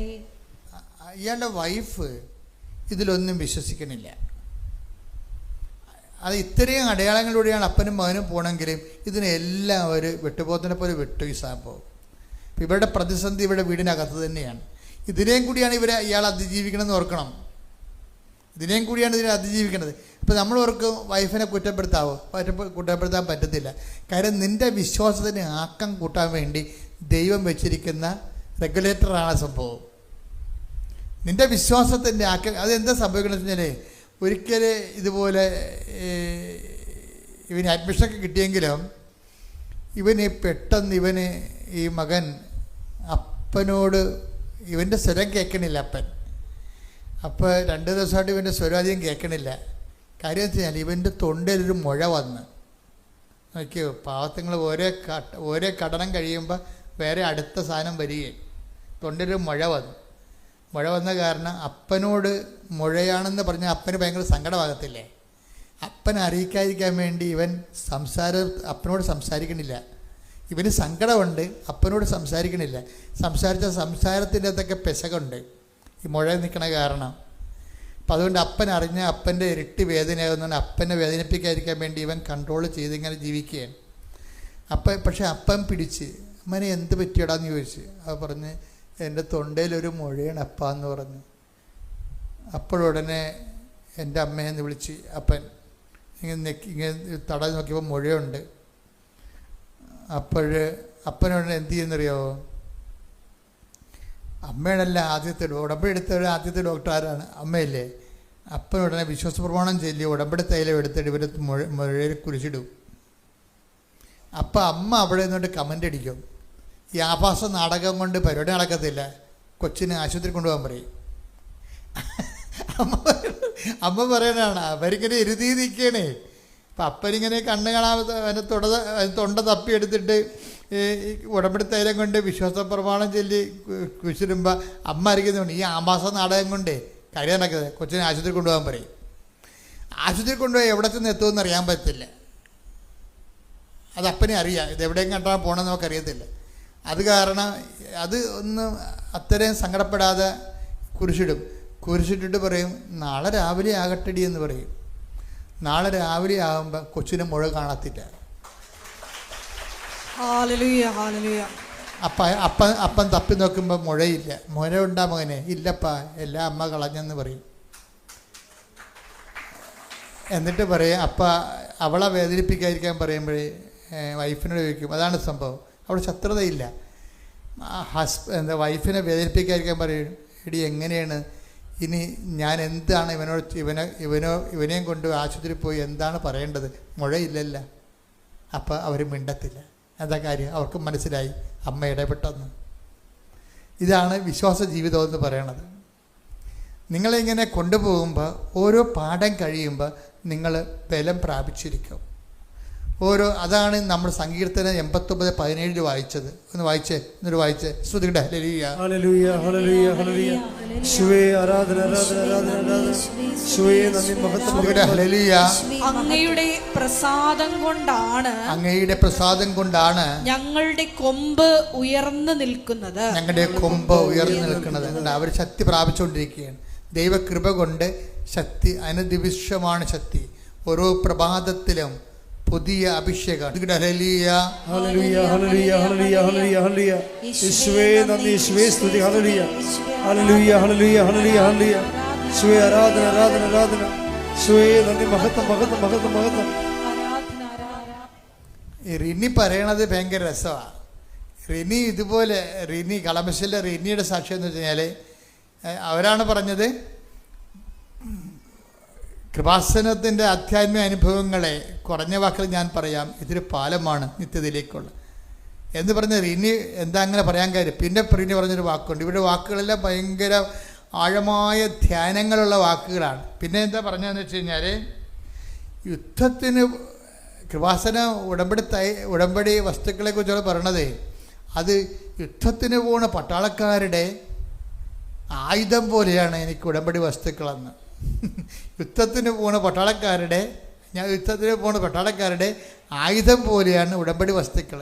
അപ്പം ഞാനോർത്ത് ഇനി ഇവരെന്താ പറയാൻ പോണത്, ഇവർ ചുമ്മാ ഇങ്ങനെ അലങ്കാരികമായിട്ട് പറയണതാണ്, അല്ലെന്ന് പറയും. എന്നിട്ട് എന്ത് സംഭവം, ഇവർ പിന്നെ 6 കാര്യങ്ങൾ പറയും. അതിൽ ഒന്ന് എന്താ വെച്ചാൽ 30 വർഷത്തെ സ്കിൻ പ്രോബ്ലം ആയിരുന്നു. സ്കിൻ പ്രോബ്ലം ഈ റിനിക്ക് 30 വർഷമായിട്ട് നീണ്ടു നിന്ന സ്കിന്നിങ്ങനെ വരഞ്ഞ് പൊട്ടത്തില്ലേ, ആ രോഗം ഭയങ്കര ചൊറിച്ചിലും കടിയുമായിരിക്കും, ഒരു സമാധാനം കിട്ടത്തില്ല. അത് ഉടമ്പടി തൈലം ഉപ്പും കൂടി ചേർത്ത് പ്രാർത്ഥിച്ച് വിശ്വാസപ്രമാണം ചൊല്ലിയപ്പോൾ ആ പഴയ തൊലികളെല്ലാം വരണ്ട് ഉണങ്ങി വിണ്ടുകീറിയ ചൊറിച്ചിലുണ്ടാകുന്ന തൊലികളെല്ലാം മാറി, അത് സുഖപ്പെട്ടു. പിന്നെ ഇനി പറയണത് 17 വർഷത്തെ PCOD രോഗം. അപ്പോൾ ഒക്കെ പിരീഡ്സ് ഉണ്ടാകത്തില്ല, പിന്നെ ശരീരം ചീർക്കൊക്കെ ചെയ്യും, പിന്നെ പല രോഗങ്ങളാണ്. അപ്പോൾ അത് ഉടമ്പടി തൈലം ഇവർ വയറ്റിൽ പെരട്ടി വിശ്വാസപ്രമാണം ചൊല്ലി. നിങ്ങളൊരു നിങ്ങളെന്താ ചെയ്യുന്നത്, ഈ റിനിയും അതുപോലെ തന്നെ സുധീർ കുമാറും ഒക്കെ ചെയ്യുന്ന കാര്യങ്ങൾ തന്നെ നിങ്ങൾ ചെയ്യണത്. എന്തുകൊണ്ടാണ് നിങ്ങൾക്ക് ഫീലിംഗ് ഇല്ലാത്ത കാരണം, നിങ്ങൾ തലയിൽ എണ്ണ കുളിക്കാൻ വേണ്ടി തേക്കണവർ തേച്ചിട്ടാണ്. അതാണ് പ്രശ്നം. ഇതിങ്ങനെ അവിടെ ഇവിടെ ആക്കി ഇരുന്നുകൊണ്ട് ഉറങ്ങി വല്ലതൊക്കെ കാണിച്ച് കൂട്ടുമ്പോഴാണ് ഇവരെല്ലാം ഇത് ചെയ്യണത്. ആ ആപ്ലിക്കേഷൻ മോഡ് കറക്റ്റായിരിക്കും. അവിടെ ദൈവ സാന്നിധ്യം മനസ്സിലോർത്ത് അമ്മ ഇവിടെ നിൽക്കുന്നുണ്ടെന്നുള്ള ബോധ്യത്തിൽ ഉടമ്പടി തൈലമല്ല സുഖപ്പെടുന്നത്, അമ്മയുടെ മധ്യസ്ഥമാണ് സുഖപ്പെടുത്തുന്നുള്ള ബോധത്തിലാണ് അവർ ചെയ്യണത്. അപ്പോൾ 17 വർഷം ഉണ്ടായിട്ടുള്ള പീരീഡ്സ് ഇല്ലാത്ത ആളാണ് ഉടമ്പടി തൈലം പുരട്ടിയപ്പോൾ അപ്പം തന്നെ പീരീഡ്സായി. ഇപ്പം എനിക്ക് 28-ാം പക്കം ഒരു കുഴപ്പവുമില്ലാതെ പീരീഡ്സ് ഉണ്ട്. അവരുടെ സ്ത്രീ അനുഭവങ്ങളാണ്. സ്ത്രീകൾക്കല്ലേ അതിൻ്റെ ബുദ്ധിമുട്ട് മനസ്സിലാകത്തുള്ളൂ. അപ്പോൾ എന്ത് വലിയ കാരുണ്യമാണ് അത് ദൈവം അവരോട് ചെയ്തതെന്ന് ആ രോഗമുള്ളവർക്ക് മനസ്സിലാകും.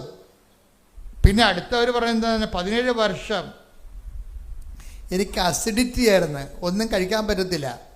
ഞാൻ എവിടെയെങ്കിലും പോകുമ്പോൾ ബിസ്ക്കറ്റും കൊണ്ടാണ് പോണത്. എന്താ കാര്യത്തെ വയർ അല്പം കഴിഞ്ഞാൽ അപ്പം തന്നെ പൊളിച്ച് തീട്ടാൻ തുടങ്ങും, ഛർദ്ദിക്കാൻ വരും, അസിഡിറ്റി കാരണം. അതും ഇപ്പം ഇല്ല. എനിക്കിപ്പോൾ എന്ത് ഭക്ഷണം കഴിക്കാം. വിശന്നുകൊണ്ട് ഞാൻ പണ്ടെനിക്ക് ഉപവസിക്കാൻ പറ്റുന്നില്ല, എനിക്ക് ഉപവസിച്ചാലും പ്രശ്നങ്ങളില്ലേ. അപ്പോൾ ഇതെല്ലാം അവരവരുടെ ജീവിതത്തിൽ അനുഭവിക്കുന്നതാണ്. പിന്നെ ഒരു അനുഭവം കൂടി അവർ പറയുന്നുണ്ട്, അതായത് മൈഗ്രെയിൻ, ആക്സോയിൽ. ഞാൻ ഗൾഫിൽ നിന്ന് എന്നെ കാണാൻ വരുമ്പോൾ അതിൻ്റെ കൂട്ടുകാരൊക്കെ വരുമ്പോൾ എന്ത് വേനോട് ചോദിക്കുമ്പോൾ ഒന്നും വേണ്ട, എനിക്ക് ആക്സോയിൽ മതി എന്നാണ് ഞാൻ പറയണത്. ഈ കോടാലി തൈലം നമ്മൾ സാധനമില്ലേ അവർ കൊണ്ടുതന്നെ. അപ്പോൾ അതിൻ്റെ കുപ്പികൾ ഇവിടെ വീട്ടിൽ കുറേ ഉണ്ട്. കാര്യം 17 വർഷമായിട്ട് മൈഗ്രെയിനാണ്, തലവേദനയാണ്. അപ്പം അതും പെരട്ടിക്കൊണ്ടാണ് കിടക്കുന്നത്. അപ്പോൾ ഈ സംഭവം ഇതെല്ലാം അങ്ങ് എടുത്തു മാറ്റി. അത് ആ പശ്ചാത്തലത്തിലാണ് റിനി പറയണത്, യുദ്ധത്തിന് പോണ പട്ടാളക്കാരുടെ ആയുധങ്ങൾ പോലെയാണ് ഉടമ്പടി നേർച്ച വസ്തുക്കൾ. അനുഭവത്തിൽ നിന്നാണ് അവർ പറയണത്. പക്ഷെ അത് അനുഭവിക്കുമ്പോൾ, അത് പ്രയോഗിക്കുമ്പോൾ നമ്മൾ ശ്രദ്ധിക്കേണ്ടത് കടുത്ത ദൈവസ്നേഹവും കടുത്ത പ്രത്യാശയും അതുപോലെ തന്നെ വിശ്വാസത്തിൻ്റെ അകത്ത് നമ്മൾ വിശ്വാസത്തിൻ്റെ പ്രവർത്തനങ്ങളെല്ലാം ഒക്കെ ആകും. ദൈവത്തിന് ഫസ്റ്റ് റെഫറൻസ് കൊടുക്കണം. നിങ്ങൾ നാട്ടുകാരെയും വീട്ടുകാരെയും എല്ലാം ബോധിപ്പിച്ച് അവസാനം ഉച്ഛിഷ്ടമാണ് ദൈവത്തിന് കൊടുക്കണം പല ആൾക്കാരും. അളിയനും വന്ന് നിരങ്ങിപ്പോയി, ആ കൂട്ടുകാരും വന്ന് ഇറങ്ങിപ്പോയി, ഓരോരുത്തരുടെ അടിയന്തരം കഴിഞ്ഞ് മകളും വന്ന് പ്രസവിച്ചു പോയി, എല്ലാം ഇങ്ങനെ എല്ലാവരും വന്നു പോയി കയറി ഇറങ്ങി കഴിഞ്ഞിട്ട് ഉടമ്പടി ചെയ്യാൻ ജീവിക്കുക. We can do it. മറിച്ച് ആരും വന്നില്ല, ആര് വന്നാലും പോയാലും എൻ്റെ കർത്താവിൻ്റെ കൂടെ ഞാൻ ആ വിശ്വാസം ആഘോഷിക്കും എന്ന് നിങ്ങൾ തീരുമാനമെടുത്താൽ ഉടമ്പടി നിന്ന് കത്താൻ തുടങ്ങും. ശ്രുതികട ഹല്ലേലൂയ. ഹല്ലേലൂയ, ഹല്ലേലൂയ, ഹല്ലേലൂയ. മഹത്വം, മഹത്വം, ആരാധന, ആരാധന. ഹല്ലേലൂയ. യേശുവേ, ഓരോ പ്രഭാതത്തിലുമുള്ള അവിടുത്തെ സ്നേഹം പുതിയതാണെന്നുള്ള വലിയ അത് ഞാൻ പത്രം കൊടുക്കണത്, ഇനി പറയണത് ഞാൻ പത്രം കൊടുക്കണത് അമ്മയെക്കുറിച്ച് പറഞ്ഞ് മനസ്സിലാക്കിയിട്ടാണ് ഞാൻ പത്രം കൊടുക്കണമെന്നാണ് പറഞ്ഞത്. അല്ല ആരെയും നിൽക്കുമ്പോൾ അത് ഇങ്ങനെ കൊടുത്ത ആൾക്കാർ ഇങ്ങനെ കൊടുക്കുമല്ലേ, എന്നെ കണ്ടാൽ മിണ്ടല്ലെന്ന് പറഞ്ഞ് പത്രം മുഖത്ത് നോക്കാതെ കൊടുത്തിട്ട് അങ്ങനെയൊക്കെ ഒന്നും വർക്കൗട്ട് ചെയ്യത്തില്ല.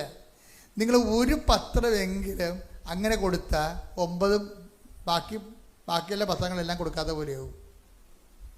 അത് അതാണ് അവർക്കെന്തെങ്കിലും മനസ്സിലായി. അതാണ് ആത്മാർത്ഥത എന്ന് പറയണത്. അമ്മയെക്കുറിച്ച് പറഞ്ഞ് മനസ്സിലാക്കി എന്ന് വെച്ചാൽ അവർ പറഞ്ഞ കേട്ട് കഴിഞ്ഞാൽ അവർ ആ കേൾക്കുന്ന ആൾക്കാർക്ക് കൃപാസനത്തിൽ വരും. അങ്ങനെ വരണം. അതാണ് പ്രേക്ഷിത പ്രവർത്തനം എന്ന് പറയണത്. അത് ദൈവത്തിന് മനസ്സിലാക്കി കഴിഞ്ഞാൽ പിന്നെ നിങ്ങൾ ദൈവം വിട്ടു പോകത്തില്ല. എൻ്റെ മക്കളെ, ഞാൻ 65 വയസ്സുകൊണ്ട് എനിക്ക് 4 വയസ്സ് മുതൽ കർത്താവുമായിട്ട് ബന്ധമുള്ള ആളാണ്. എനിക്ക് മനസ്സിലായ ഒരു സത്യം എന്ന് പറയണത് നമ്മളൊരു മണ്ടൻ ജീവികളാണ്. എന്താ കാര്യം എന്ന് വെച്ച് കഴിഞ്ഞാൽ ദൈവത്തിന് ഇത്തിരി ആത്മാർത്ഥമായിട്ട് നമ്മൾ ദൈവത്തോട് ആത്മാർത്ഥത കാണിച്ചാൽ ദൈവം ഒരു 10 ഇരട്ടി നമ്മുടെ ആത്മാർത്ഥത കാണിക്കും. എനിക്ക് മനസ്സിലായിരിക്കുന്ന സംഭവം, നിങ്ങളിത് സീരിയസ് ആയിട്ട് എടുക്കുന്നുണ്ട്. അത് നിങ്ങളുടെ വിഷയം നടക്കാൻ വേണ്ടിയാണ് നിങ്ങൾ സീരിയസ് ആകണത്. മനസ്സിലായോ? നിങ്ങൾ ഉടമ്പടി സീരിയസ് ആയിട്ട് എടുക്കണില്ലെന്ന് ഞാൻ പറയത്തില്ല. നിങ്ങൾ ഉടമ്പടി സീരിയസ് ആയിട്ട് എടുക്കുന്നുണ്ട്. പക്ഷേ എന്തിൻ്റെ അടിസ്ഥാനത്തിലാണ്? നിങ്ങൾ ഉടമ്പടി വെച്ച കാര്യങ്ങൾ ഇനി ഞാനിങ്ങനെ സീരിയസ് ആയില്ലെങ്കിൽ നടക്കാതെ പോയാലോ എന്ന് വിചാരിച്ചിട്ടാണ് നിങ്ങൾ ചെയ്യണത്. That is wrong. മറ്റേന്താണ്? നിങ്ങൾ സീരിയസ് ആയിട്ട് എടുക്കണത് ദൈവത്തിന് എൻ്റെ ജന്മം കൊണ്ട് ദൈവം ഒരു പ്രയോജനം ഉണ്ടാക്കാൻ എന്നെ തിരഞ്ഞെടുത്തിരിക്കുന്നു. അപ്പോൾ ദൈവത്തിന് വേണ്ടിയാണ് ഞാൻ ഉടമ്പടി എടുത്തിരിക്കുന്നത്, ദൈവത്തിന് വേണ്ടി ജീവിക്കാൻ. അത് അവർ അങ്ങനെ തന്നെ അവർ പറയുകയാണ്. അതായത് റിനി പറയണത് അമ്മയെക്കുറിച്ച് പറഞ്ഞ് മനസ്സിലാക്കുക, അതായത് ഉടമ്പടി ജീവിക്കുക എന്നതാണ് എനിക്ക് ഏറ്റവും വലിയ ജീവിത അഭിലാഷമെന്ന്. അല്ല എൻ്റെ കാര്യം നടക്കുന്നതല്ല. ഇതൊക്കെ എന്ത് പറച്ചിലാണ്, പത്തരമാറ്റ് തങ്കം പറച്ചിലാണിത്. എന്താ കാര്യമാണ്? ഉടമ്പടി ജീവിക്കുക എന്നതാണ് എൻ്റെ ജീവിത അഭിലാഷം. അല്ല എൻ്റെ മകളെ കെട്ടിക്കുകയല്ല, വസ്തു മാറ്റുകയല്ല, കടം പരിഹരിക്കുകയല്ല. അതൊക്കെ എൻ്റെ ദൈവം ചെയ്തോളും. എൻ്റെ മുമ്പിലുള്ള ഓപ്ഷൻ എന്താണ്? ഉടമ്പടി ജീവിക്കുക എന്നുള്ളതാണ് എൻ്റെ ജീവിത അഭിലാഷം. കൈയടിച്ച് ശ്രുതിക്കട്ടെ. ഹല്ലേലൂയ.